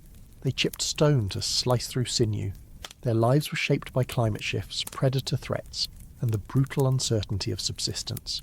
But even in that world, they kept the fire burning. They made a habit of it. And habit, in evolutionary terms, is no small thing. There are scientists who argue that Kesem represents a cognitive leap, not because the fire was used, but because it was used with intention, with structure, because it altered the way space was perceived, the way tasks were divided, the way tools were deposited and reused. Fire, in this view, was not just a survival strategy. It was a catalyst for a new way of thinking about life. Still, we should be careful. We are creatures with a tendency to see ourselves in the past, to read into an ash circle the outline of a living room, to turn a burnt bone into a dinner party. And while these associations may help us feel connected to our ancestors, they can also obscure the deep alienness of their experience. Kesem Cave does not tell us that early hominins were like us. It tells us that fire began to change them, slowly, repetitively, layer by layer. Perhaps that is the lesson of the ash. Not that we mastered fire in a single spark, but that we came back to it, again and again, until it became something more than a tool, something more than a defence against the dark, until it became a place, a presence, a quiet centre in a dangerous world. And maybe that's what we're still doing, returning to the glow, not because we understand it fully, but because it makes the dark a little less lonely. They say fire changed us, that it transformed meat into memory, roots into ritual, and the raw edge of hunger into something more survivable. But beyond warmth, beyond fear and fascination, the question becomes more intimate. What if fire also changed our bodies? Not in scars or burns, but in the silent architecture of bone and gut and jaw. What if we don't just carry fire in myth or memory, but in molars, bellies, and brains? The idea sounds poetic, but it's been quietly building a case in science. Anthropologist Richard Wrangham, among others, has argued that the control of fire, and more specifically cooking, may have driven some of the most defining changes in our anatomy. Not all at once, and not with proof carved into stone tools or painted on cave walls, but in the evolutionary fossil trail of what came before us. To understand it, we need to rewind, not to the first fire in a hearth, but to the first pressures that reshaped the hominin digestive system. About 2 million years ago, our genus, Homo, was emerging in a landscape that had changed. The spread of open savannas in Africa, the rise of new ecological pressures, and the decline of forest-based foods meant that raw vegetation alone no longer offered the easiest calories. For earlier hominins like Australopithecus, chewing raw tubers and fibrous roots required large molars, strong jaws, and a powerful gut capable of breaking down tough plant matter. Their bodies were built around the idea of brute processing, long intestines, wide rib cages, and faces adapted for grinding. But something started to shift in the fossil record. Homo erectus, appearing around 1.9 million years ago, begins to show a different anatomical profile. The jaws get smaller, the teeth shrink, especially the molars. The ribcage narrows, suggesting a shorter gut, and the brain, it starts to grow, not explosively but steadily. Wrangham's theory asks us to connect those dots. Smaller guts and bigger brains are not just correlated, they might be causally linked. Brains, after all, are metabolically greedy. They demand a disproportionate amount of energy, about 20% of our resting metabolic rate, despite only being 2% of our body weight. Supporting that kind of energy-hungry organ, while simultaneously powering a huge digestive system, would be difficult. But what if you didn't need such a large gut anymore? What if your food was already softened, chemically broken down, and more calorically accessible, because it had been cooked? Cooking changes food. Heat denatures proteins, gelatinizes starches, and makes many nutrients easier to absorb. It also destroys some toxins and pathogens. That means cooked food provides more net energy for less digestive effort. For early Homo, this could have meant less time chewing, faster digestion, and more calories available to fuel that slowly expanding brain. Over evolutionary time, the body could begin to economize: a smaller jaw, a less robust chewing apparatus, a shortened intestine, and a shift in energy budgeting toward cognitive capacity. Wrangham's hypothesis is not universally accepted, but it is testable in pieces. Comparative biology shows that animals with high-quality, easy-to-digest diets tend to have smaller guts. Laboratory studies with modern primates demonstrate that cooking increases energy absorption, and some models even suggest that without cooking, the human body could not get enough calories from a raw diet to sustain both our current brain size and daily activity levels. Modern raw foodists often lose weight, and menstruation can cease in women on long-term raw diets, suggesting that our physiology may indeed depend on cooked food. Still, the archaeological record remains silent on exactly when cooking began. The earliest hearths, as seen in places like Kesem Cave, appear around 400,000 years ago. But if the anatomical changes began over 1 million years before that, we may have to consider that cooking, or at least the use of heat to soften food, predates permanent hearths. Temporary fire use, opportunistic cooking over natural fires, or even roasting in burning landscapes might have served as early forms of food transformation long before controlled fire became routine. There are also other possible explanations. Some researchers point to meat eating itself, regardless of cooking, as a driver of smaller guts and larger brains. Meat is energy-dense and easier to digest than raw plant matter. Others argue that technological changes, such as stone tools for slicing and pounding food, could have reduced the mechanical demands of chewing, and it's possible that a combination of these factors, all slowly co-evolving, led to the Homo body we inherited. What's striking, though, is that unlike many traits shaped by evolution, this one feels so deeply cultural. Fire, and the act of cooking, lies at the intersection of biology and behaviour. It's not a fossil you can hold. It's a habit that left its trace in anatomy. When we find the skull of Homo erectus, we may be holding the downstream consequence of 1 million small meals, each just a little softer, warmer and more digestible than the one before. And so perhaps the most intimate evidence of fire is not in ash pits or charred bones, but in the fact that we cannot easily live without it. Our jaws no longer match a raw diet. Our guts have downsized. Our brains need more fuel than foraging alone could have provided. We've become creatures not just of flame, but of the transformations it allowed. Whether or not fire made us human is still up for debate, but that it made us differently human, that much is harder to deny. So the next time you cook, remember, that warmth on your face, that hiss of the pan, it echoes choices made long before names or languages or cities. It echoes a shift not just in how we lived, but in what we became. There are gaps in every story, but some silences feel louder than others, and in the long, flickering timeline of fire and humanity, one of the loudest silences arrives between 500,000 and 300,000 years ago. A time when early humans roamed widely across Europe, Africa, and Asia. And yet, oddly, their fires seem to go missing, not extinguished, just strangely absent from the layers of earth we've come to expect them in. But was the fire truly gone? Or is this just one more trick of the archaeological record? a whisper lost between the rocks. To understand this absence, we need to confront a fundamental flaw in how we study the past. Archaeology is not the recovery of history. It is the recovery of what survived. The fires that once blazed in open-air campsites, forest clearings, or grassland bivouacs did not always leave a mark. Charcoal blows away. Ash dissolves in water. Burned bones crumble like pastry. And all it takes is a bit of wind, a season of rain, or a few 100,000 years of shifting sediment to erase the glow. So when we look into this window of time, a stretch of 200,000 years where deliberate fire use becomes strangely hard to find, we must tread carefully. Silence is not the same as absence. Still, the gap is real. In dozens of sites across multiple continents, hominin fossils and tools show up in abundance, but traces of controlled fire do not. This has long puzzled researchers.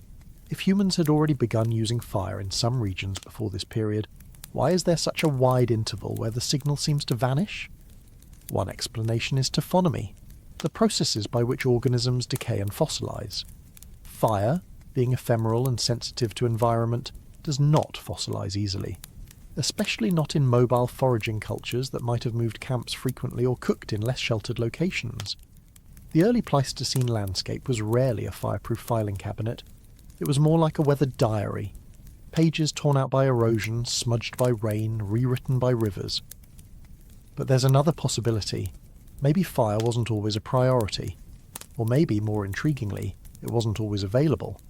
In particularly humid or wet environments, fire started from lightning strikes would be rare, and kindling might be harder to dry. If groups had not yet mastered the ability to make fire from scratch, if they were still dependent on natural sources, then this would have introduced long periods where fire simply couldn't be sustained. Especially in the absence of dung-based, slow-burning fuels or portable embers, many early hominins may have been playing a waiting game. No spark, no warmth, just stone, bone and patience. The missing fire problem, then, may not be an archaeological mystery. It may be a behavioural one. A window into how precarious the relationship between hominins and fire still was. If you can't create it, and if the weather won't deliver it, you revert. You wait, you adapt. You learn to store fat instead of cooking it. You seek caves instead of kindling. You insulate with skins instead of flame. All of these strategies are archaeologically more visible than a burned stick or a shallow ash pit. And yet they say just as much about what these creatures were up against, and what they had not yet solved.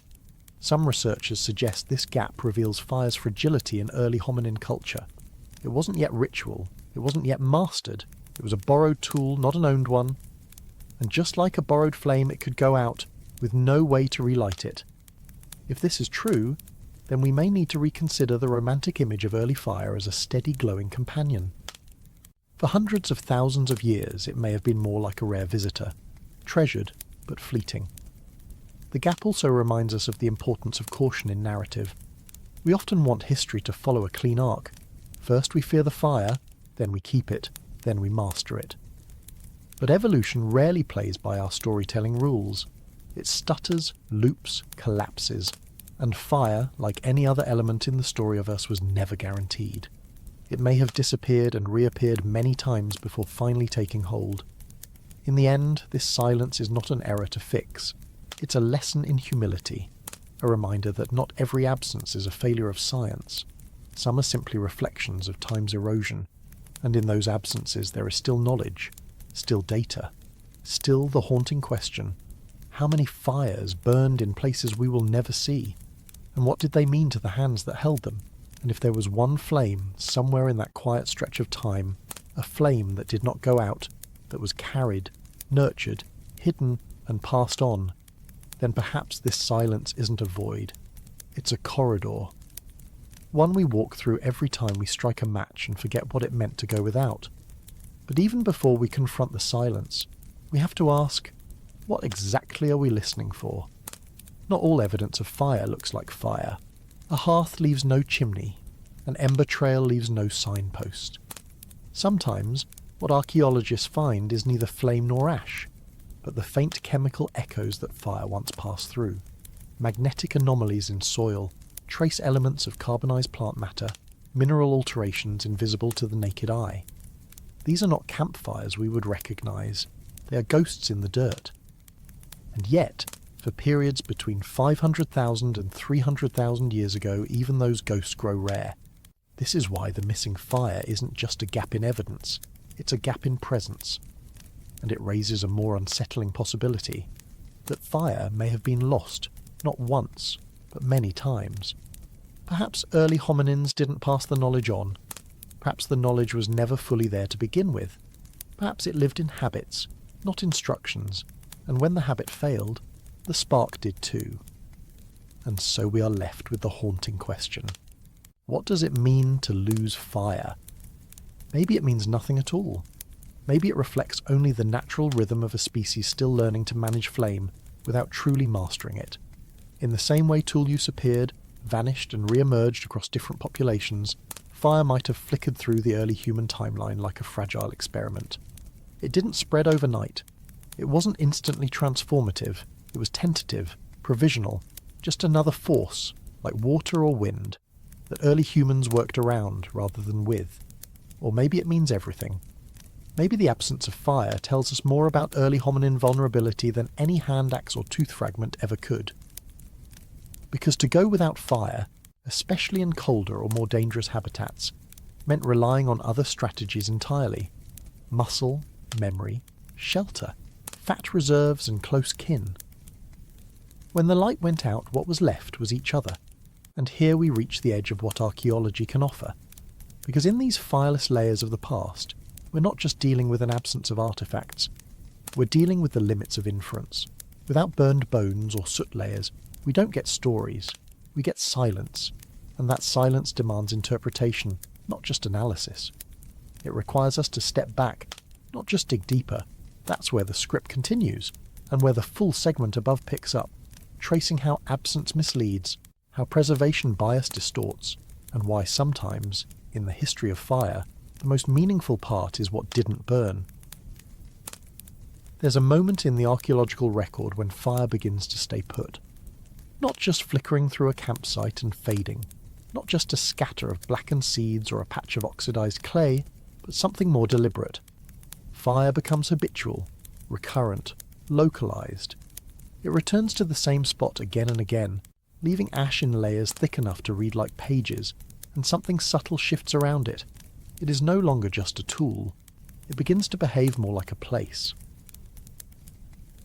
Around 300,000 years ago, in caves across the Mediterranean basin, hearths begin to appear with a quiet regularity. They're not yet kilns or ovens.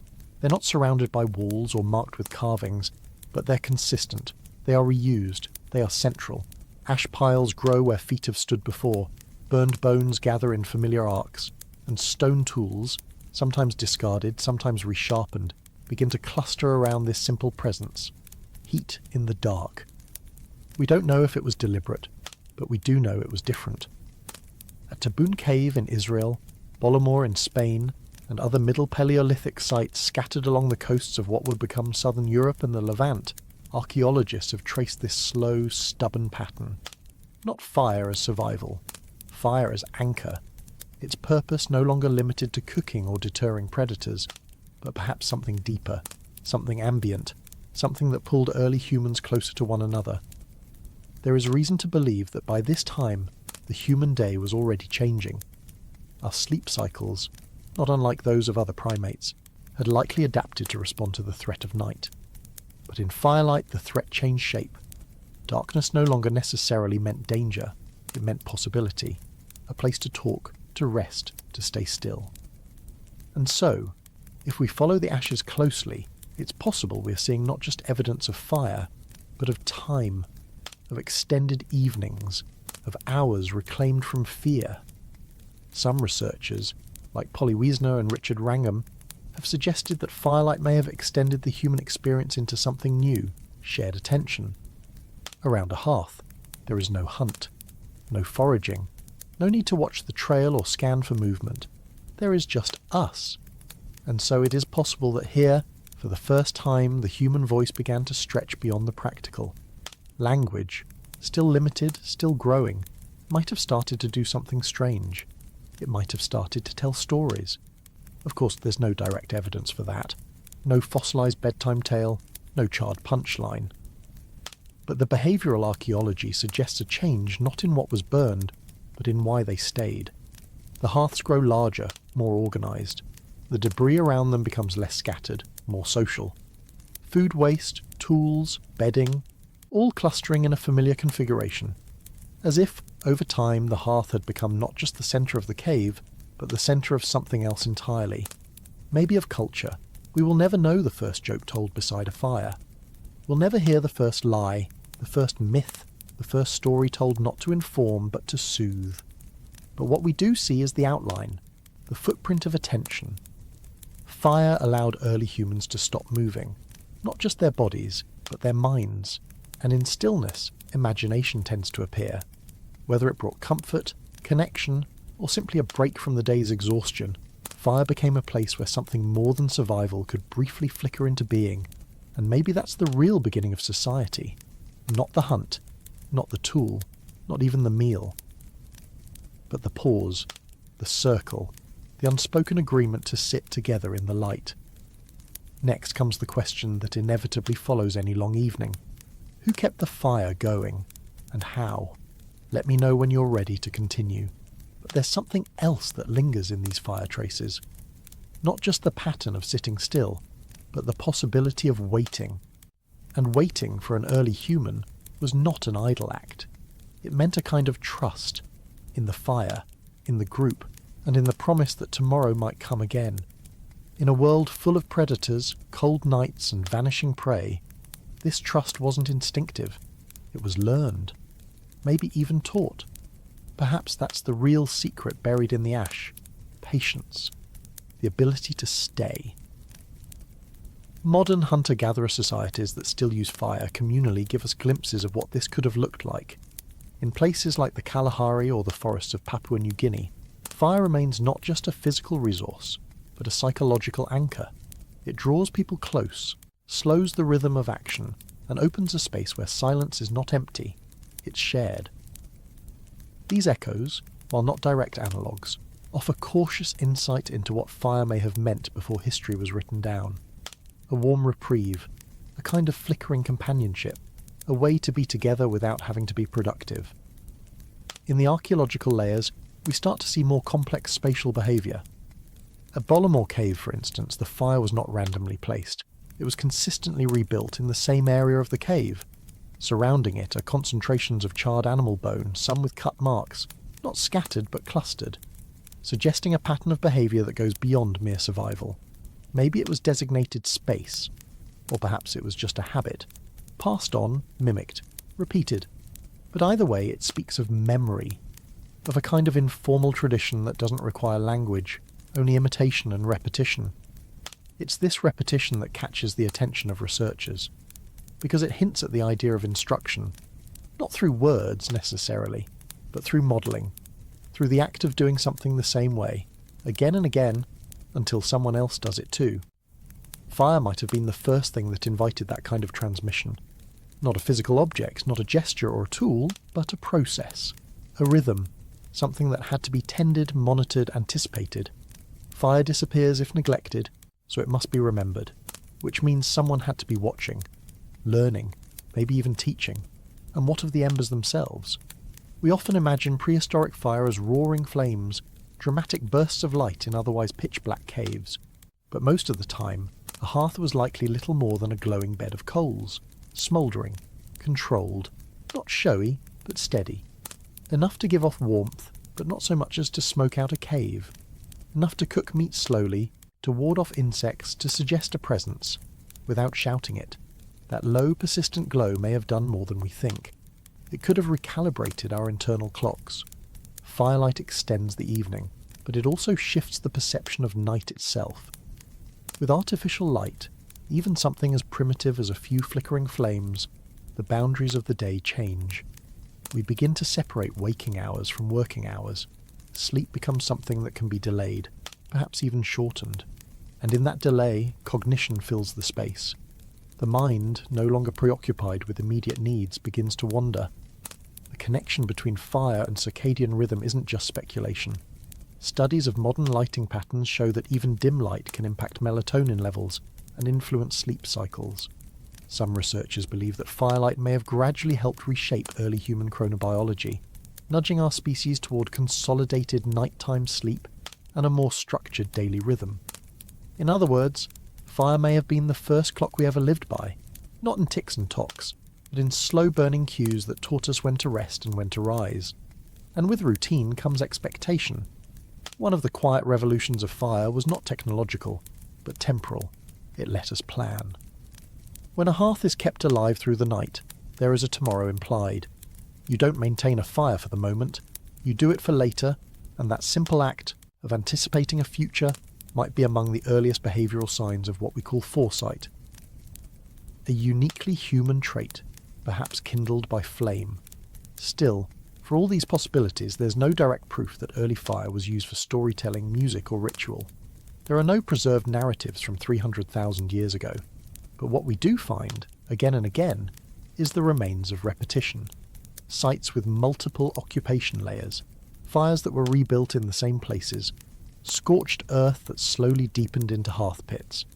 These aren't spectacular discoveries, they're slow ones, the kind you almost overlook, but they suggest a transformation far greater than any single spark.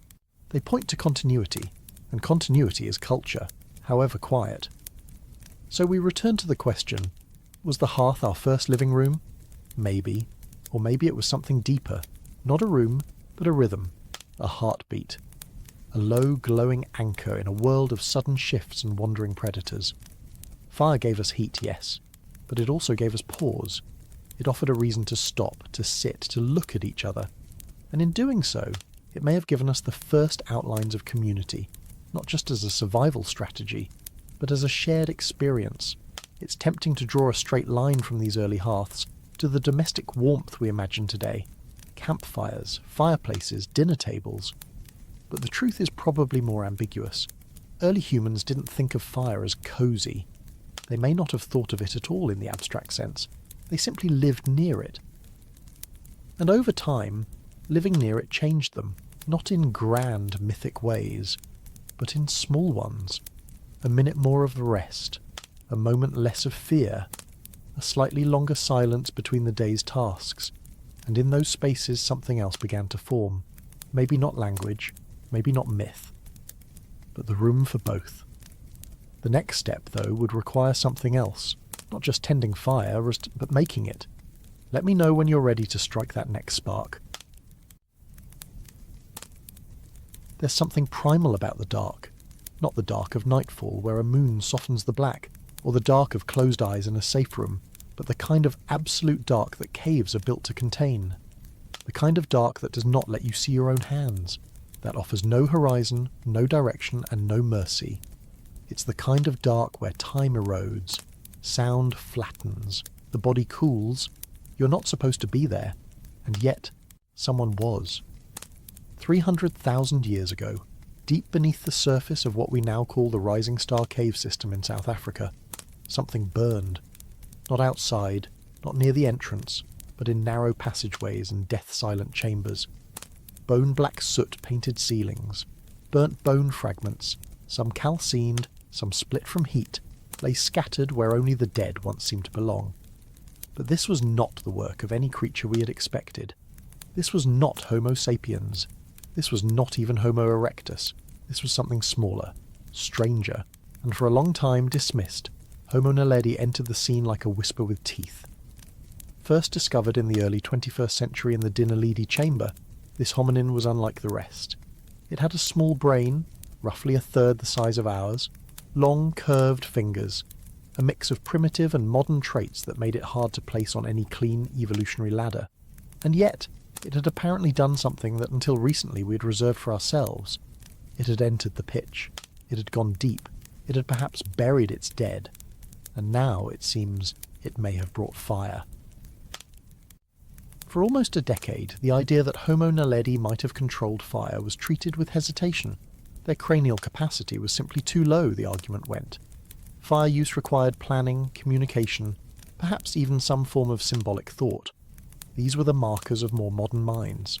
The minds of Neanderthals, of sapiens, of those who had already spread far and developed toolkits dense with intention. Naledi had no such signature.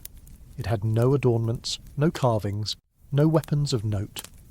Its world, as far as we could tell, was one of shadows. But then someone looked up.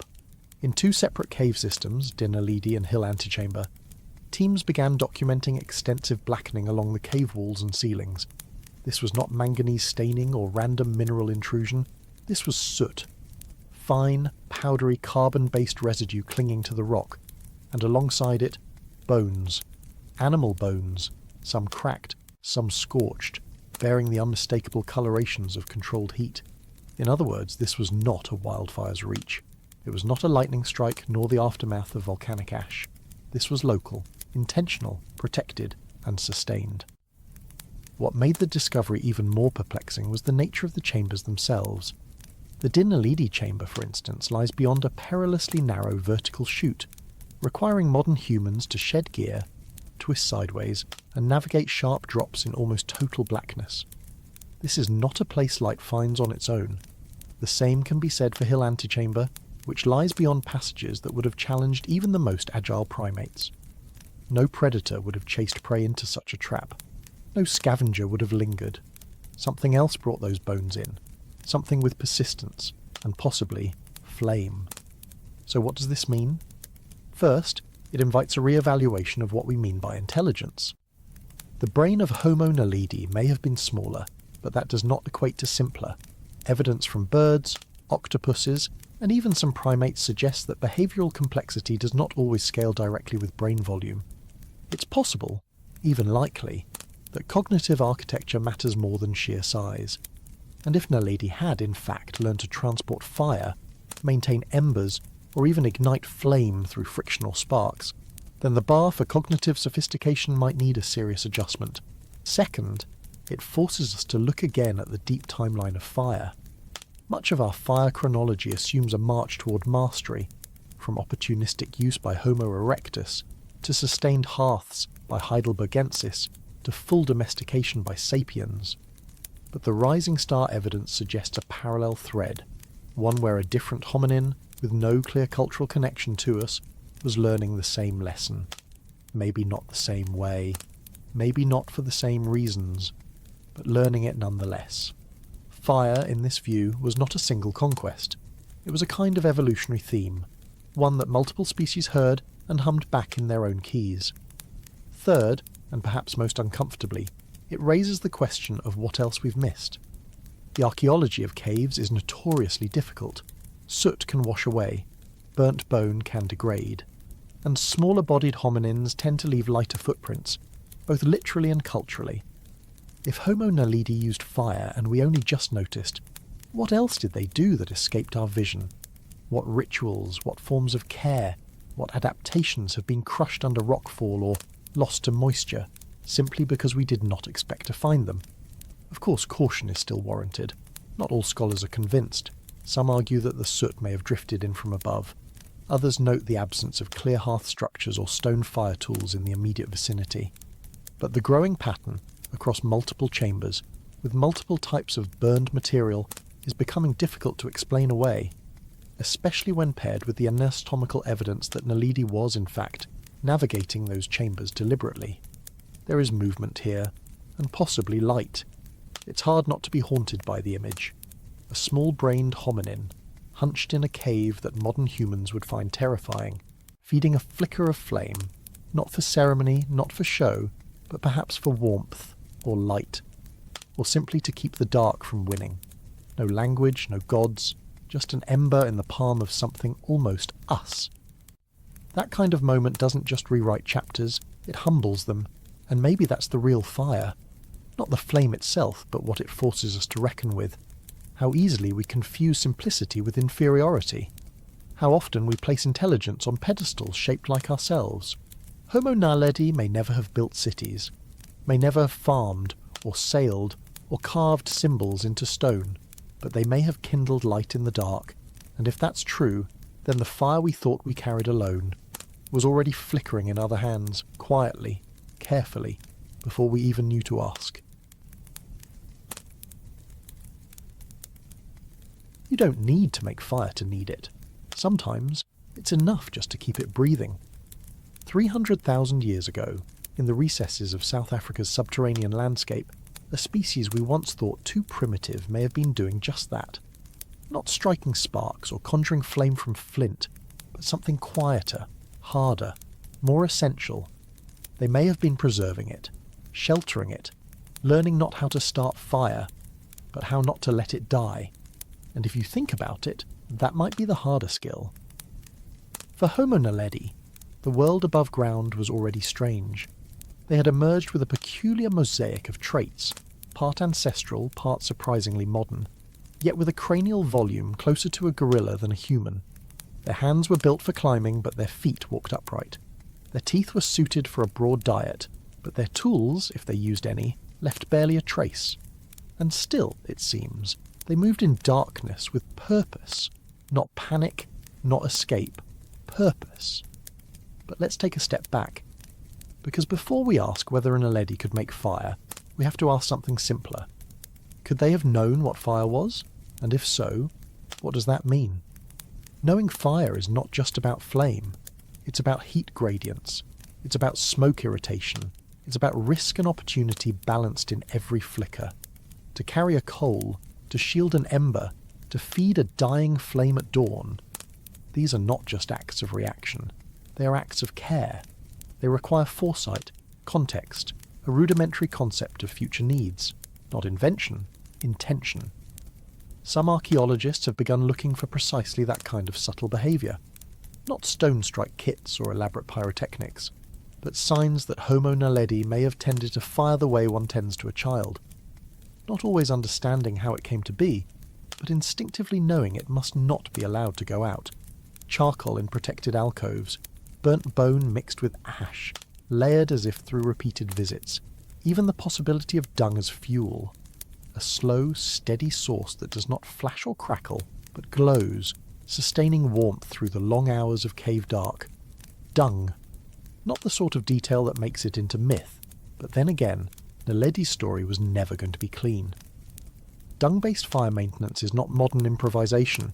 It's a known technique, used in arid regions even today. Camel dung, cow dung, dry, easy to carry, slow to burn. If Homo naledi had discovered this, even by accident, it would mean they were not just users of fire, but curators of it. Think about that. A creature with a brain no larger than a grapefruit, managing combustion with more precision than panic. That's not instinct. That's learning. And where there's learning, there's memory. And maybe transmission. This is where things get uncomfortable for traditional models of cognition. Because if Naledi could pass on fire-tending skills, even through demonstration or proximity, it suggests some form of cultural continuity. Not language, not story, not law, but precedent, repetition. The kind of knowledge that survives because it works, not because it's understood. And in evolutionary terms, that's huge. We often tie innovation to intellect. But preservation is its own kind of genius. To inherit a burning branch, to walk it back into the cave without extinguishing it, to lay it carefully, to add dry moss or bark shavings or dung. This is not the kind of thing that happens once. It's the kind of thing that must be remembered, and more importantly taught, clumsily perhaps, wordlessly, but taught. And if Naledi could teach fire, what else could they teach? That question, for now, remains open. But the fire part is looking less like fantasy and more like quiet reality. No flashy hearths, no soot-filled murals, no scorched tools or pit-stained enclosures, just the steady accumulation of evidence that a small-brained hominin moved through darkness with a light of its own, not because it had mastered fire, but because it hadn't let it go out. And maybe that's the real threshold, the one that matters more than invention. The moment we stopped fleeing from fire and started walking beside it, not because we could create it, but because we had learned how to keep it alive. That lesson, perhaps more than any other, shaped who we would eventually become. And for Homo naledi, still unknown, still unfinished, it may be the one clue that shows just how close they really got.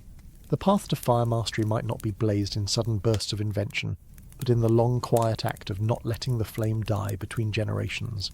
That, more than any isolated moment of spark making, might be the foundation of what fire meant to our ancestors.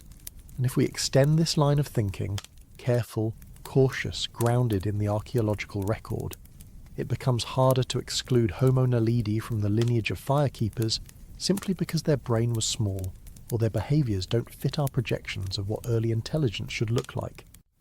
Consider what it takes to manage fire in a space like the Rising Star cave system. This was not an open-air environment where flames could be easily fanned or replenished. It was a maze of narrow corridors, difficult for modern humans to traverse even with specialised gear. If Naledi moved fire through these channels, whether by torch, ember bundle or burning dung, they were doing something we rarely credit to archaic hominins, navigating in darkness with intention. That alone implies a working familiarity with combustion's properties, including oxygen needs, smoke behaviour and fuel durability. We're not talking about a single episode of fire use, we're talking about repeated behaviour, evidence of ash, layers of soot on ceilings, burnt bones found in spaces too deep for light to naturally reach. It's not just the presence of fire, it's its recurrence, in spaces where nothing should burn unless deliberately brought there. If Naledi were scavenging naturally occurring fires from lightning or savanna burns, those fires would still need to be transported, shielded from wind, fed with the right fuel and tended with consistency. No simple feat. And yet, there's more. One of the more subtle but telling pieces of this puzzle is thermal constraint. Fire, when poorly managed, isn't just dangerous, it's wasteful. Excess heat consumes fuel too quickly. Poor ventilation smothers flame or fills a chamber with smoke. To control fire without killing it, Naledi would have had to learn balance. Perhaps through trial and error, certainly without abstract planning, but still, balance. This starts to resemble something more complex than instinct. Not quite symbolic, not necessarily reflective in the modern sense, but procedural, something that approximates a tradition, and traditions are what cultures are built from. To be clear, we're still guessing. The evidence is there, but it's fragmentary. Soot can be deposited from many sources. Burnt bone can occur in surface fires that later collapse into deeper spaces. Dung as fuel is speculative, though plausible. But when we pull the thread of all this evidence together, the soot, the location, the repetition, the cognitive implications, it becomes harder to deny that something fire-related was happening with Naledi. Something intentional. And yet, the most fascinating part may not be whether they made fire or not. It's the idea that making it from scratch may not have mattered as much as we think. Because to preserve fire, to keep it alive through cold nights, to share it across individuals and time, that's cultural power. That's survival, not just intelligence. It also reframes how we define mastery. Maybe fire didn't need to be invented in the traditional sense. Maybe it just needed to be seen, noticed, valued, and held onto. That vision shifts the whole narrative of human prehistory. We often imagine breakthroughs as eureka moments. Stone strikes spark, spark catches kindling, humanity begins. But more likely it was incremental, accumulative. Watching a log smoulder, testing which materials flare and which don't. Realising that a glowing ember buried in ash survives till morning, that dry dung catches slowly and burns without drama, that certain fungi smoulder better than twigs, and slowly over generations these fragments become familiarity, and familiarity becomes tradition, and tradition, given enough time and continuity, becomes knowledge. In this version of history, Naledi fits in just fine, not as inventors, not as sparks of sudden genius, but as quiet participants in the great shared experiment of fire. Their story, if confirmed, reminds us that cognition doesn't always wear a human face, that culture doesn't always require language, that caretaking can emerge from unexpected minds, and maybe, just maybe, that the first hominin to truly understand fire wasn't us. Somewhere between the spark and the story, fire became more than a tool. And we don't know when that shift happened. Not exactly. But at some point the flames we gathered for warmth began to carry something else. Memory maybe, or meaning. Not quite religion, not yet mythology, but something leaning in that direction. A drift. A shadow in the mind cast by smoke. By 300,000 years ago, anatomically modern humans, or near-modern variants, had begun to appear across parts of Africa and the Levant. They were not living in cities. They had no pottery, no written language, and no fixed agriculture. But they had campsites and hearths, and places they came back to again and again, sometimes to live, sometimes to bury their dead. In caves like Border Cave in South Africa and Mislia in Israel, blackened layers of ash and repeated fire use zones start to pile up, literally. Charcoal layers become archaeological timekeepers. In Tabun and School, signs of burning appear not just where people lived, but also in direct association with burials. Were these ceremonial fires, cooking fires near graves, accidents of long habitation? We can't say for certain, but something about fire at this point in time begins to move out of the purely practical. It's worth pausing here. For most of human prehistory, fire was functional. You didn't survive a cold night on the savannah without it. You didn't cook tubers or fend off predators, or make durable tools unless you learned to feed a flame and keep it alive. But as groups settled into familiar territories, revisited the same shelters, and spent more time in proximity to each other, fire's role seems to have stretched, quietly, almost invisibly, into something social, then maybe something emotional.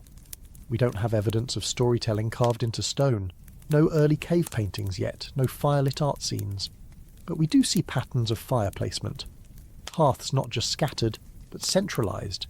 Layers of ash forming over time in specific areas, reused again and again. That alone might not seem symbolic, but think of what it means behaviourally. A preference for placing fire in the same location.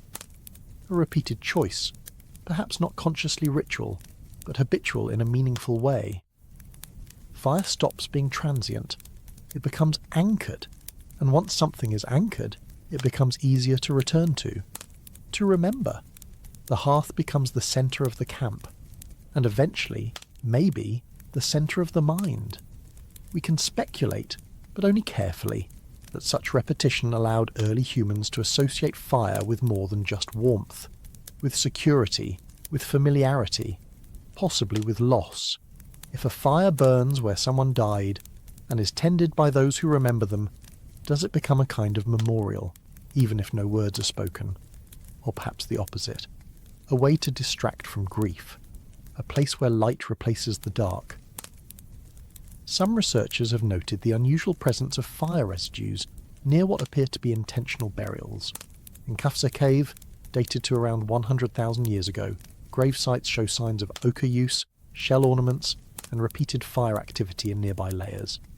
This has led some to argue that we may be seeing the first glimmers of symbolic ritual, not just burying the dead, but doing so with objects, colour, and possibly fire. Again, none of this is definitive, but it's suggestive, and the suggestion alone tells us how far we've come from the opportunistic fire use of early Homo erectus. Even if these fires were not rituals in the way we understand the word today, they were no longer accidental. They belonged to spaces that mattered. The idea that a fire could mean something more than heat might not come from the flame itself, but from the place it lit. A hearth that you return to, that your children see you tend, that your group comes to expect. This becomes a kind of shared memory, a focal point, a silent signal that says, this is where we live, and maybe this is where we remember. At some point, the flicker of flame in the dark stopped being only a survival strategy. It became part of the atmosphere of the mind, not symbolic in the modern sense, but ambient, a kind of ambient significance. Think of what happens to your thoughts when you stare into a fire. You drift. Your sense of time changes. The world outside the light shrinks, and your internal world expands.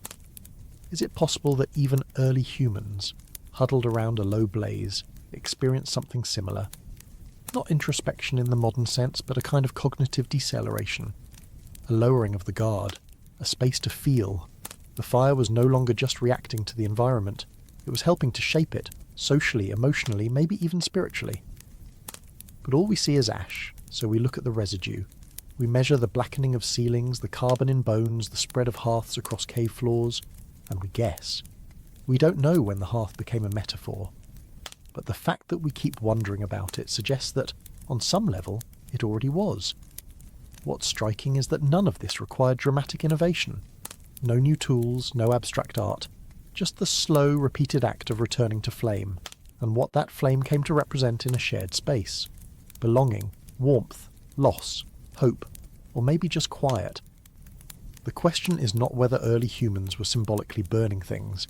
It's whether, by burning things over and over in the same places, they began to create meaning, accidentally, experientially, inevitably. And if fire began to carry meaning before we ever carved it into walls or sang about it around flickering logs, then maybe the first story wasn't spoken. Maybe it was simply tended. Not written, but fed with twigs. Not told, but felt. The shadow of smoke still lingers in us. Even now a campfire draws us into circles. We fall quiet around it. We remember. We reflect. And perhaps for a very long time before we even had words for it, so did they. Somewhere along the southern African coast, tens of thousands of years before pottery or farming, someone lit a fire that wasn't meant to warm a body, or cook a root, or drive off predators in the night. It was meant to transform stone, not to break it, to perfect it. The flames didn't cook food, they cooked tools, and the act was not survival, but strategy. At Pinnacle Point, perched above the rugged sea cliffs near what is now Mossel Bay, archaeologists uncovered layers of heat-altered silcrete stone. Silcrete, a tough sedimentary rock rich in silica, is not an ideal candidate for shaping when found in its raw form. It fractures unpredictably, resists fine control, and bruises easily under pressure. But something changes when it's heated. Its structure tightens, its fracture patterns stabilize, and it becomes, essentially, better to work with. This transformation is not accidental, and it marks one of the earliest known uses of pyrotechnology. Deliberate heat, applied not for necessity but for enhancement. These burned silcrete cores, dated to around 160,000 years ago, suggest that early Homo sapiens, yes, anatomically modern humans, had learned not just to contain fire but to wield it with foresight. The people of Pinnacle Point were not simply throwing stones into the fire and noticing a happy accident. They were placing their raw toolstone in the embers and then returning later to shape it. This means planning. It means memory. And it may mean something more unnerving to admit, a form of material intelligence more advanced than we often credit to humans of that time. Let's pause for a second. This isn't about fire as an abstract symbol. It's not about mythology or group bonding or burial ritual. This is fire as a technology, as a process, a step taken not for spiritual comfort but for practical gain. And this step is not obvious. Unlike the flicker of light in darkness or the sizzle of roasted meat, the improvement of a stone's fracture pattern is invisible until tested. It must be learned through trial, through mistake, and it must be remembered and taught. Controlled heating of silcrete is delicate work. Heat it too quickly, and the stone may crack. Too low, and nothing changes. Researchers replicating the process today have demonstrated that silcrete needs to be held at specific temperatures, between 300 and 400 degrees Celsius, for hours at a time. This requires insulation, temperature regulation, and patience. In other words, it requires more than just fire. It requires understanding, and then comes the chipping. Post-heating, the nappers at Pinnacle Point produced elongated blades with smooth, predictable flake scars, superior to what could be achieved from unheated cores. These tools would have been sharper, more durable, and easier to haft. But more than that, they represented a shift in mindset, not just reacting to nature, but shaping it, not just using what the environment gave, but modifying it to human terms. Other nearby sites, like Blombos Cave and Clipdrift Shelter, also show signs of heat-treated stone tools dating from roughly 70,000 to 100,000 years ago. Across the region, this behaviour wasn't isolated, it was cultural. Pyrotechnology, true pyrotechnology, was spreading. Now fire itself is ancient, but fire used with this level of specificity? This may be the tipping point where flame stopped being simply an environmental edge and became a system, a repeatable, transferable craft. These early humans weren't just surviving, they were engineering. It's also worth noting what this isn't. It's not metallurgy. No ores were melted, no kilns constructed, and it's not ceramic. no pots hardened. The materials were still stone, and the lifestyle still forager, but the implications run deep. Heat treatment of stone prefigures a mental toolkit of experimentation, temperature control and transformation that would eventually fuel metallurgy, pottery, and chemistry itself. These were not crude brutes fumbling with sparks. These were patient experimenters, tending embers, testing materials, and passing down their findings without ever writing a word. Some have argued that these heating techniques were accidental, that stones fell into the fire, and people simply noticed they flaked better afterward. Maybe, but once is accident, twice is chance. A region-wide pattern spanning millennia is something else. It is memory, encoded through behaviour, and it is intention, hidden in heat. Interestingly, the archaeological record here flips a popular assumption. We often think of tool innovation as something that comes first, and fire control as something that supports it. But in this case, fire was the tool. The innovation came through the flame, not beside it. This wasn't about sharper spears or fancier scrapers. It was about treating stone as a material that could be enhanced, like cooking, but for the hand instead of the stomach. And what's most remarkable is that this use of fire is invisible at first glance. There are no grand hearths preserved in neat circles, no dramatic layers of ash to photograph in cross-section. The clues are hidden inside the stone itself, in altered mineral structures, changes in fracture mechanics, and thermoluminescent signatures that whisper of hours-long exposure to heat. What we see looking back is a quiet revolution, not one marked by new species or sudden tools, but by temperature and time, by a change in how early humans thought about stone and fire and the space between them. A hearth that cooked tools is a hearth that asked a question. What if the material world could be improved? And that question didn't end at the edge of a flake. It burned deeper. The haunting part is this. There are no texts, no records, no oral histories of these breakthroughs. The fire left ash, the tools left scars, but the minds behind them are gone. All we have is evidence of care, of waiting, of someone somewhere, feeding fuel into a slow, steady fire. Not to stay alive, but to do something better. And that means, at least once in deep prehistory, fire was trusted not just to warm the night, but to reshape the future. If you were holding a stick in the dark, knowing it was the only thing standing between you and something with claws sharper than your thoughts, would you think to put it in the fire?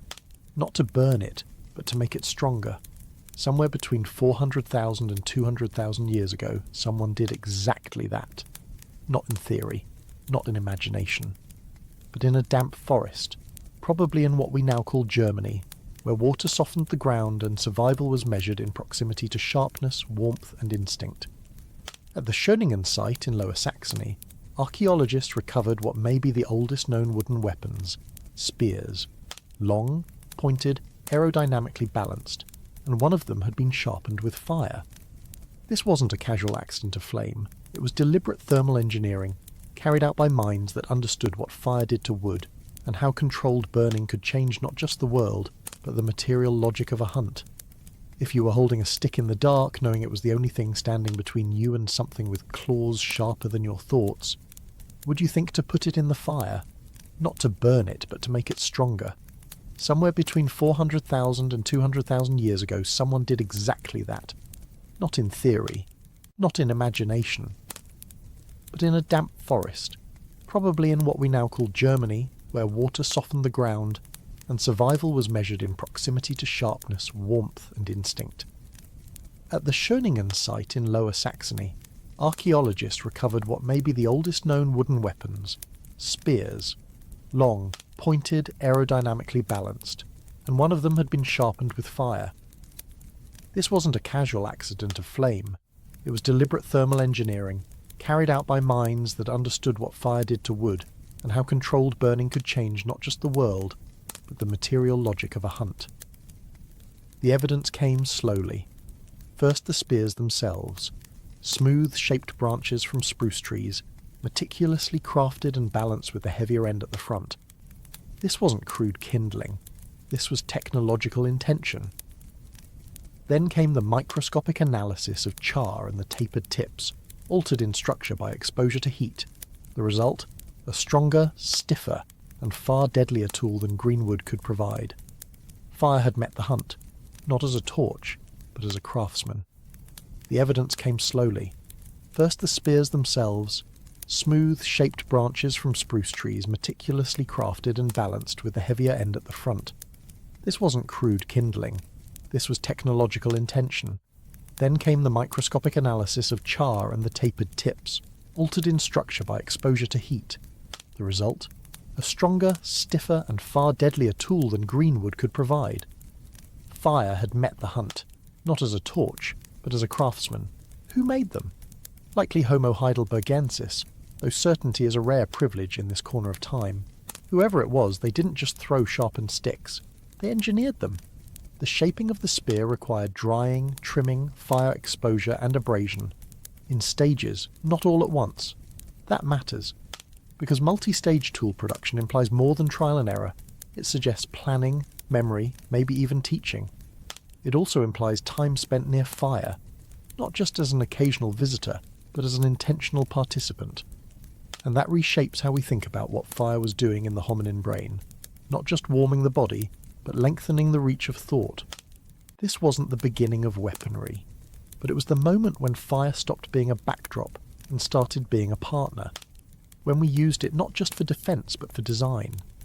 And the fact that we find these hardened spears preserved in waterlogged earth, in the absence of permanent shelters or organised camps, tells us that early humans were willing to invest significant time and effort into something they'd carry for miles, and possibly lose in seconds. So the question becomes, when you bend over a fire to shape a spear, what else are you changing? Who made them? Likely Homo heidelbergensis, though certainty is a rare privilege in this corner of time.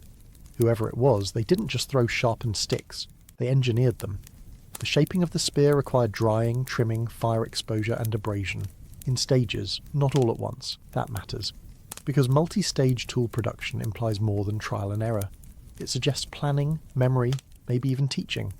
It also implies time spent near fire, not just as an occasional visitor, but as an intentional participant. And that reshapes how we think about what fire was doing in the hominin brain. Not just warming the body, but lengthening the reach of thought. This wasn't the beginning of weaponry, but it was the moment when fire stopped being a backdrop and started being a partner, when we used it not just for defence but for design. And the fact that we find these hardened spears preserved in waterlogged earth, in the absence of permanent shelters or organised camps, tells us that early humans were willing to invest significant time and effort into something they'd carry for miles, and possibly lose in seconds. So the question becomes, when you bend over a fire to shape a spear, what else are you changing? Wood, as a material, resists permanence. That's one of the reasons we know so little about the early toolkit of our ancestors. The leather, the rope, the plant fibre nets and woven containers that would have formed the texture of daily life. But fire-hardened wood gives us a rare bridge. It fossilises intention. When a sharpened spear has been held to flame and then shaped, it tells us more than how it was used. It tells us how it was thought. To harden wood with fire you need several things: the right type of fuel, patience, and knowledge of what burning too much or too little will do. You also need to know when in the construction process to apply the heat. If it's too early, the tip becomes brittle and breaks. Too late, and the shaft may warp or weaken. This isn't accidental survivalism, it's pyrotechnological finesse. This brings us to another layer of inference, one we rarely admit in archaeology. To teach someone to do this kind of work, you don't just hand them a stick and point to a flame, you likely show them, you watch, you correct, you pass down a method. The act of making a fire-hardened spear may be one of the earliest documented chains of technical knowledge passed from one generation to another, not just in stone, but in wood, ash, and memory. And there's something else. Unlike stone tools, which can be struck and shaped in near silence, fire invites presence. It smells, it moves, it casts shadows, it pulls people into shared spaces. And so when we imagine early hominins gathered around flame to make spears, we're not imagining a single action, but a constellation of them. Conversation, silence, smoke in the eyes, the scent of burnt resin. This wasn't just tool making, it was scene making. The psychological impact of this is subtle, but worth sitting with. Fire introduces a new kind of temporality. It forces you to wait, to watch, to regulate heat. Fire hardening a spear takes time, and in the span of that time something else can evolve. Patience, attention, maybe even anticipation. These are not trivial traits, they are the scaffolding of foresight, and if we take that leap, cautiously but sincerely, we begin to see fire not just as a survival tool but as a cognitive accelerant. Not because it cooked our food or protected us from predators, but because it demanded something in return. Discipline, coordination, focus. Fire didn't just burn brighter, it made our thoughts burn longer. So here in the flickering light of ancient Schöningen, the evidence is not just that someone hardened a spear, it's that someone knew how, someone taught how, and someone thought it was worth doing. Again and again. We don't know their names, we don't know their words, but we know their logic, and that logic left scorch marks in the record of time, and that leaves us once again with a haunting question. If fire helped shape the spear, did the spear in turn help shape the mind?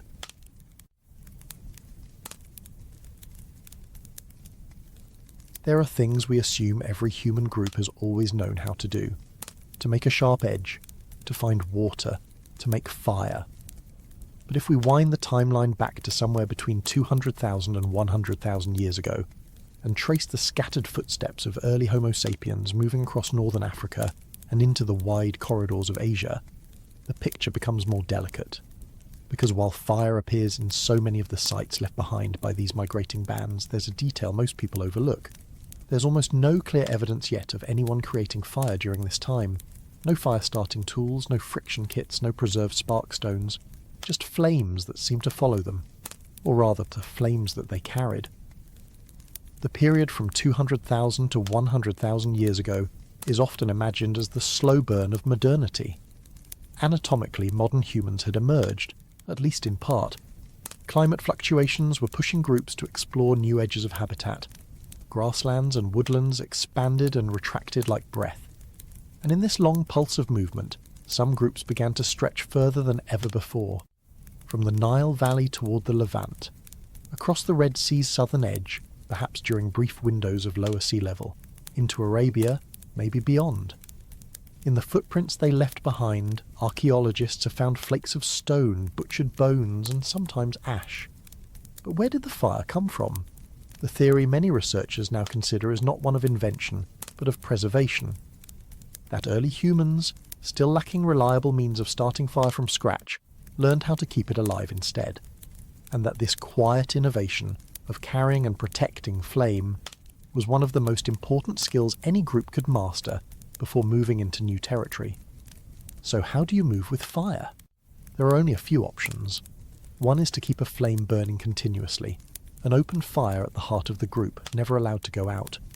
Another is to carry embers, carefully insulated in a bundle of slow-burning material like dried dung, fungus, bark, or a carved-out shell filled with coals and kept fed with small twigs. Experiments with this technique have shown that embers can be kept smouldering for hours, even a full day, provided the conditions are stable. Add to that a bit of cultural memory, who tends it, who feeds it, how to revive it, and suddenly the spark becomes portable. There's ethnographic precedent for this. Among indigenous groups from Australia to North America, fire preservation was often more crucial than fire starting. Stories and taboos sometimes surrounded the act of keeping flame alive. Fire was a responsibility, one passed between elders, mothers, and firekeepers. If you lost it, you had to borrow it from another group, or wait for lightning, or sometimes pray.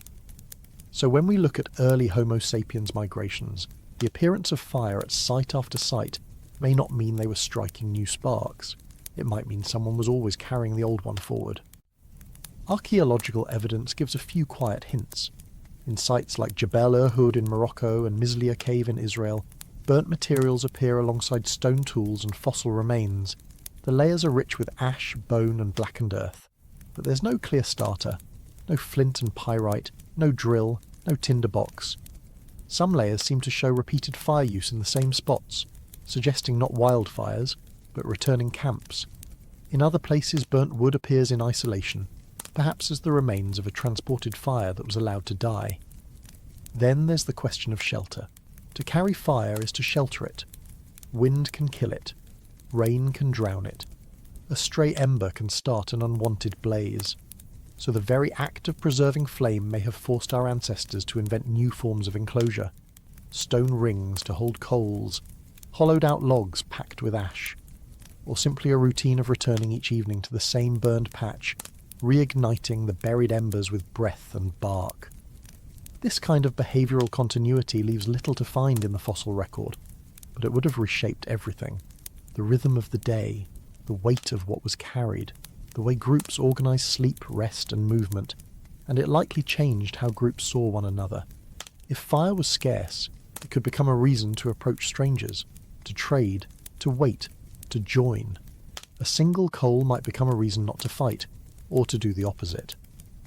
What we begin to glimpse in this window of deep time is not yet a technological revolution, but something slower. Fire as an inheritance, fire as responsibility, fire as continuity.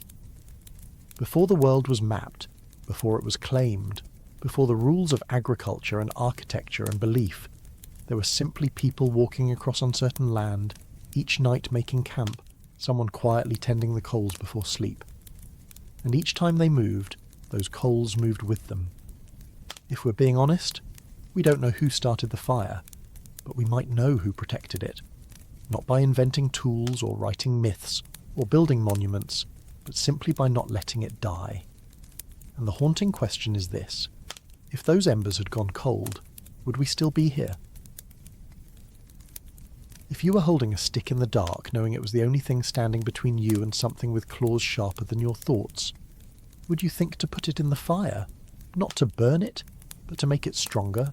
Somewhere between 400,000 and 200,000 years ago, someone did exactly that. Not in theory, not in imagination, but in a damp forest, probably in what we now call Germany, where water softened the ground and survival was measured in proximity to sharpness, warmth and instinct. At the Schöningen site in Lower Saxony, archaeologists recovered what may be the oldest known wooden weapons: spears, long, pointed, aerodynamically balanced, and one of them had been sharpened with fire. This wasn't a casual accident of flame, it was deliberate thermal engineering, carried out by minds that understood what fire did to wood and how controlled burning could change not just the world, but the material logic of a hunt. The evidence came slowly. First the spears themselves, smooth, shaped branches from spruce trees, meticulously crafted and balanced with the heavier end at the front. This wasn't crude kindling. This was technological intention. Then came the microscopic analysis of char and the tapered tips, altered in structure by exposure to heat. The result? A stronger, stiffer and far deadlier tool than green wood could provide. Fire had met the hunt, not as a torch, but as a craftsman. Who made them? Likely Homo heidelbergensis, though certainty is a rare privilege in this corner of time. Whoever it was, they didn't just throw sharpened sticks, they engineered them. The shaping of the spear required drying, trimming, fire exposure and abrasion. In stages, not all at once. That matters, because multi-stage tool production implies more than trial and error. It suggests planning, memory, maybe even teaching. It also implies time spent near fire, not just as an occasional visitor, but as an intentional participant. And that reshapes how we think about what fire was doing in the hominin brain, not just warming the body, but lengthening the reach of thought. This wasn't the beginning of weaponry, but it was the moment when fire stopped being a backdrop and started being a partner. When we used it not just for defence, but for design. And the fact that we find these hardened spears preserved in waterlogged earth, in the absence of permanent shelters or organised camps, tells us that early humans were willing to invest significant time and effort into something they'd carry for miles, and possibly lose in seconds. So the question becomes, when you bend over a fire to shape a spear, what else are you changing? Wood, as a material, resists permanence. That's one of the reasons we know so little about the early toolkit of our ancestors, the leather, the rope, the plant fibre nets and woven containers that would have formed the texture of daily life. But fire-hardened wood gives us a rare bridge. It fossilises intention. When a sharpened spear has been held to flame and then shaped, it tells us more than how it was used. It tells us how it was thought. To harden wood with fire, you need several things: the right type of fuel, patience and knowledge of what burning too much or too little will do. You also need to know when in the construction process to apply the heat. If it's too early, the tip becomes brittle and breaks. Too late, and the shaft may warp or weaken. This isn't accidental survivalism, it's pyrotechnological finesse. This brings us to another layer of inference, one we rarely admit in archaeology. To teach someone to do this kind of work, you don't just hand them a stick and point to a flame. You likely show them, you watch, you correct, you pass down a method. The act of making a fire-hardened spear may be one of the earliest documented chains of technical knowledge passed from one generation to another, not just in stone, but in wood, ash, and memory. And there's something else. Unlike stone tools, which can be struck and shaped in near silence, fire invites presence. It smells, it moves, it casts shadows, it pulls people into shared spaces.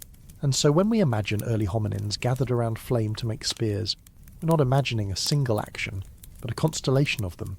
Conversation, silence, smoke in the eyes, the scent of burnt resin. This wasn't just tool-making, it was scene-making. The psychological impact of this is subtle but worth sitting with. Fire introduces a new kind of temporality.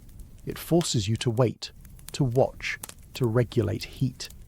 Fire hardening a spear takes time, and in the span of that time, something else can evolve. Patience, attention, maybe even anticipation. These are not trivial traits. They are the scaffolding of foresight, and if we take that leap, cautiously but sincerely, we begin to see fire not just as a survival tool, but as a cognitive accelerant. Not because it cooked our food or protected us from predators, but because it demanded something in return. Discipline, coordination, focus. Fire didn't just burn brighter, it made our thoughts burn longer. So here in the flickering light of ancient Schöningen, the evidence is not just that someone hardened a spear, it's that someone knew how, someone taught how, and someone thought it was worth doing. Again and again. We don't know their names, we don't know their words, but we know their logic. And that logic left scorch marks in the record of time, and that leaves us once again with a haunting question. If fire helped shape the spear, did the spear in turn help shape the mind? But a campfire, no matter how carefully preserved, doesn't always survive the journey. Ember baskets fail, winds shift, rain drenches even the driest kindling. Across the long arc of human dispersal, especially through the changing ecologies of North Africa and into the harsh uplands of the Levant, there must have come moments, thousands upon thousands of them, when no fire could be found. The coals had died, the last torch had gone out, and the cold, the dark, the insects, and the predators waited patiently on the edge of the night. So what then? The question that quietly smoulders through this part of our story isn't just about convenience, it's about survival. Did our ancestors simply retreat, hoping to find another tribe's fire still smouldering? Did they huddle together, waiting for lightning to strike again? Or did someone strike stone against stone and watch the spark land just once in a perfect nest of dry grass? Somewhere in that liminal space between desperation and ingenuity, humanity crossed a threshold. Not when we used fire, not even when we preserved it, but when we finally learned to make it ourselves, and that changed everything. Because a creature that can carry fire is clever. But a creature that can summon it, from dry stone and patience, is something else entirely. The next stretch of our story explores one of the most elusive thresholds in our evolutionary memory. Not the hearth, not the flame, but the spark, the kind we may have forgotten how to look for, and the kind that still lives in the small quiet edge of a flint struck just right. Let's step into the dark and try to see the first spark we ever made. We like to imagine ourselves as the inventors of fire, the spark strikers, the makers of warmth and weaponry and light. But history, when we read it closely, doesn't tell that story. It whispers something older, something quieter, something we don't always want to hear. Because the truth is, Fire was never ours. Not truly. Not first. It roared across continents long before we walked upright. It scorched forests and remade landscapes when the first vertebrates still breathed through gills. The oldest charcoal on Earth dates to the late Silurian period, around 420 million years ago, when land plants were just beginning to creep over the continents, and oxygen in the air had finally reached levels high enough for flames to breathe. That's not our timeline. That's Earth's. By the time hominins entered the scene, perhaps around 6 or 7 million years ago, fire was already a seasoned actor. It shaped ecosystems in Africa's emerging savannas, structured predator-prey dynamics, and seeded new plant communities that thrived in the burn scars of dry seasons. Elephants knew fire, so did birds, reptiles, even insects. There are accounts of modern raptors, hawks and falcons, picking up burning twigs and dropping them to spread flames, flushing out prey. Whether that behaviour is learned or instinctive, it tells us something important. Fire was not born in a single mind or in a single hand. It was a part of the world. The only question is who learned to follow it first, and learning isn't the same as owning. Across the long arc of prehistory, the animals who feared fire lived longer. The ones who watched it, followed it, scavenged behind it, they adapted. But somewhere in that watching, something shifted. Not all at once, not even predictably. It wasn't the biggest-brained hominins who first carried fire. It may not have even been the cleverest. It was the ones who stayed close enough to be warmed, but not burned. Close enough to see the charcoal, to notice the softened root, to smell the difference between raw meat and something roasted by accident. In that in-between, neither predator nor prey to the flame, our ancestors changed. Not because we were special, but because we were slow, scared and curious. And this is the part of the story we often forget, that most of what we call human progress isn't invention, it's inheritance. We didn't invent stone. We shaped what already lay at our feet. We didn't invent death rituals. We followed instincts older than language. And we didn't invent fire. We found it, feared it, followed it, carried it, and eventually learned how to keep it going. Even that was not a solo act. The idea that fire was the great turning point, the moment we became human, is compelling, but it's also lonely. It isolates us in our myth. When we look at the evidence with a quieter mind, a humbler mind, we see a different pattern, one of shared thresholds, shared strategies, fire used by multiple hominin species, hearths built and rebuilt by hands we can't classify, in caves we haven't finished excavating. At Gesher Beno Yaakov, 790,000 years ago, someone arranged clusters of burnt seeds, flint, and wood in patterns too precise for coincidence.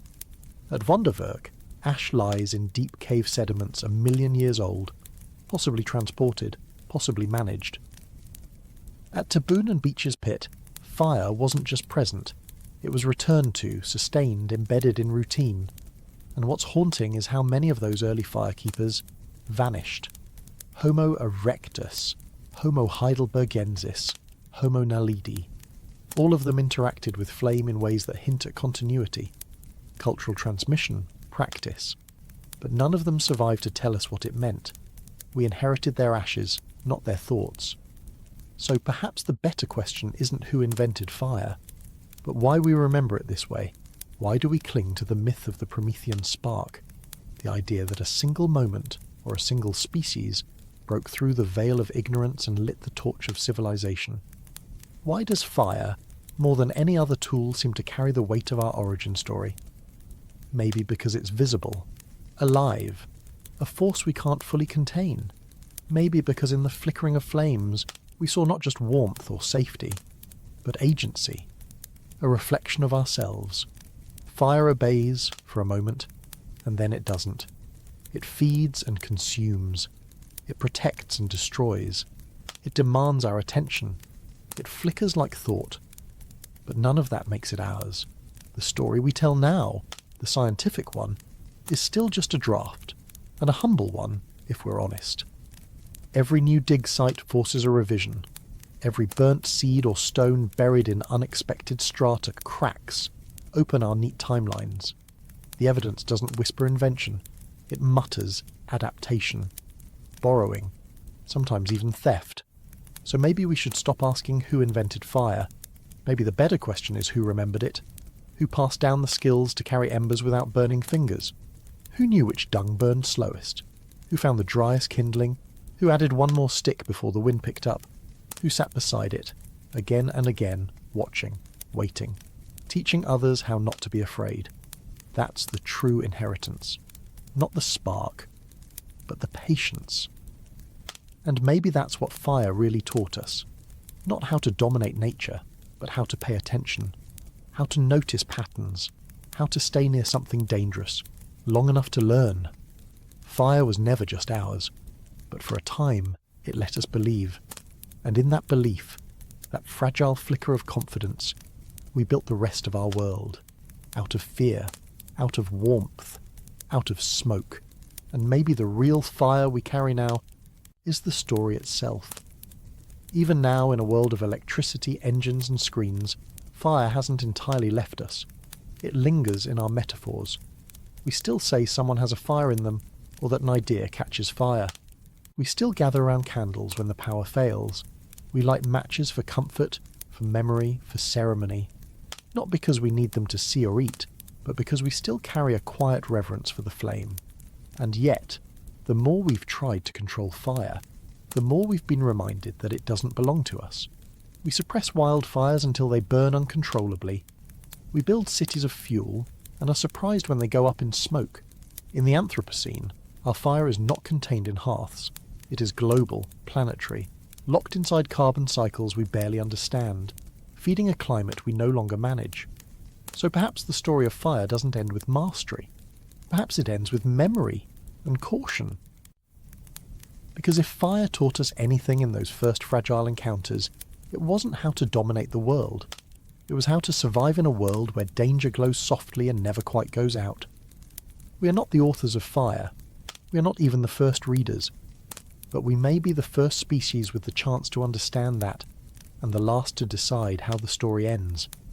And maybe, just maybe, that ember of understanding is the only spark we ever truly owned. The strange thing is, we still gather around fire. We've just made it invisible. It hums in the walls of our homes, inside wires and circuits. It pushes jets through the sky and launches probes past Pluto. It's no longer flickering in a hearth, but compressed into engines, bottled in power plants, controlled, or so we tell ourselves. Yet for all our mastery, we remain dangerously forgetful of what fire really is. A chemical appetite, an atmospheric agreement, a reaction waiting only for heat, fuel and oxygen. 3 things we've never had more of. Every year, it seems, we relearn this. Hillsides vanish under orange skies. Islands burn where once they flooded.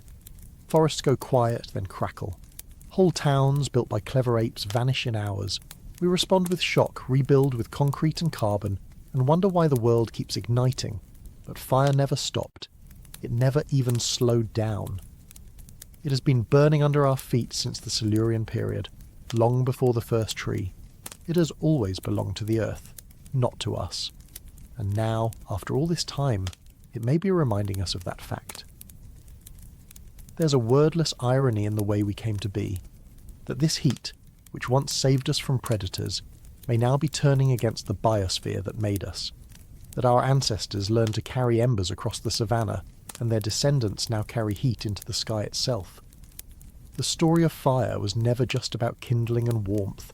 It was about restraint, about memory, about learning when not to strike the spark. And in the end, perhaps our survival still depends on the same lesson. Not in discovering fire again, but in remembering we were never its masters, only its students. If we could map fire across time the way we map rivers or migrations, its lines would trace something even older than language. A slow, glowing memory. It would show moments of brilliance, sparks flaring in the archaeological dark, and long silences where ash covered stone and nobody came back. And it would show now a towering spike, a saturation, a species that learned to make fire then forgot how to stop. This isn't just about wildfires, though those are now larger, faster and harder to contain than ever. This is about the kind of fire we've unleashed into systems that don't recover quickly. Peatlands that burned for centuries now dry and ignite in months. Permafrost once frozen solid now smoulders underground, releasing carbon built up since before we existed. Fires in the Amazon and Congo aren't always started by lightning or drought. Often, it's just a match. A tool once used for warmth, now lit for profit. And perhaps most ironically of all, the greatest fire humanity ever started isn't visible. It lives in the greenhouse gases we release by burning ancient sunlight. The coal, the oil, the gas. They're not different from the logs we once dragged into caves, just older, denser, and slower to disappear. It took us hundreds of thousands of years to tame fire. It took just 2 centuries to let it slip out of our hands. None of this is new knowledge. The data is there. The patterns repeat. What's harder to hold on to is perspective, that long human view. That this isn't just a modern problem or a scientific crisis. It's a continuation of something older than our species. A lesson we once learned by watching the world burn, and have to learn again, this time from within the fire, because for all the wonder fire brought us, cooked food, protection, community, heat, light, it always came at a cost. Forests cleared, animals driven out, air filled with smoke. Every benefit came with a risk, and for most of human history those risks were obvious, tangible, immediate. Now the costs are dispersed, harder to feel until it's too late. What happens when a tool becomes too familiar to question? When fire is no longer awe-inspiring but infrastructure? When combustion is background noise, not a conscious act? Perhaps the most dangerous thing we ever did with fire was to stop seeing it. But the ember of humility still burns in science. We don't have all the answers. And maybe that's the point. Every time we dig into the past, we uncover new contradictions. Fire in places we thought were dark. Hearths built by hominins we assumed were incapable. We once believed fire made us modern. Now we suspect it made us human long before we were ready to be either. And maybe the future depends not on some new invention, but on a return to that mindset. Careful observation, patience, a willingness to learn from what we can't control. We don't need to be the gods of fire. We just need to be better stewards. In some indigenous traditions, fire isn't something to conquer. It's a living presence, a being with agency. Not a servant, not an enemy, but a participant in the ecosystem. Western science is only now beginning to understand what that means. That landscapes need to burn, sometimes gently, sometimes regularly, to stay alive. That suppressing every fire can make the next one worse. That ecological balance sometimes glows. There's wisdom there. Not just ecological, but existential. That fire teaches us our limits. That it draws lines around our arrogance. That it burns brightest in the stories we tell, and dims when we forget how fragile our shelter really is.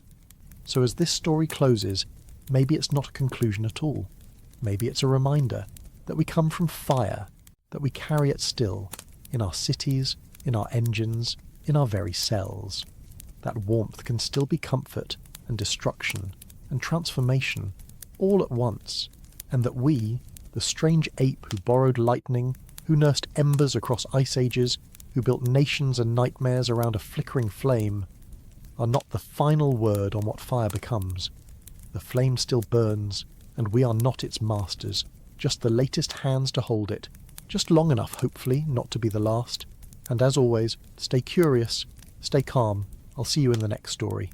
Thank you, fellow sapiens, for wandering this timeline with me, for drifting into deep time, for slowing down and remembering. If this helped you fall asleep, helped you study, or simply helped you step out of the noise for a while, thank you for being here.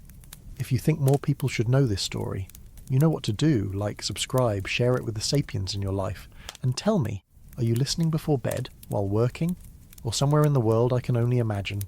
And as always, stay curious, stay calm. I'll see you in the next story.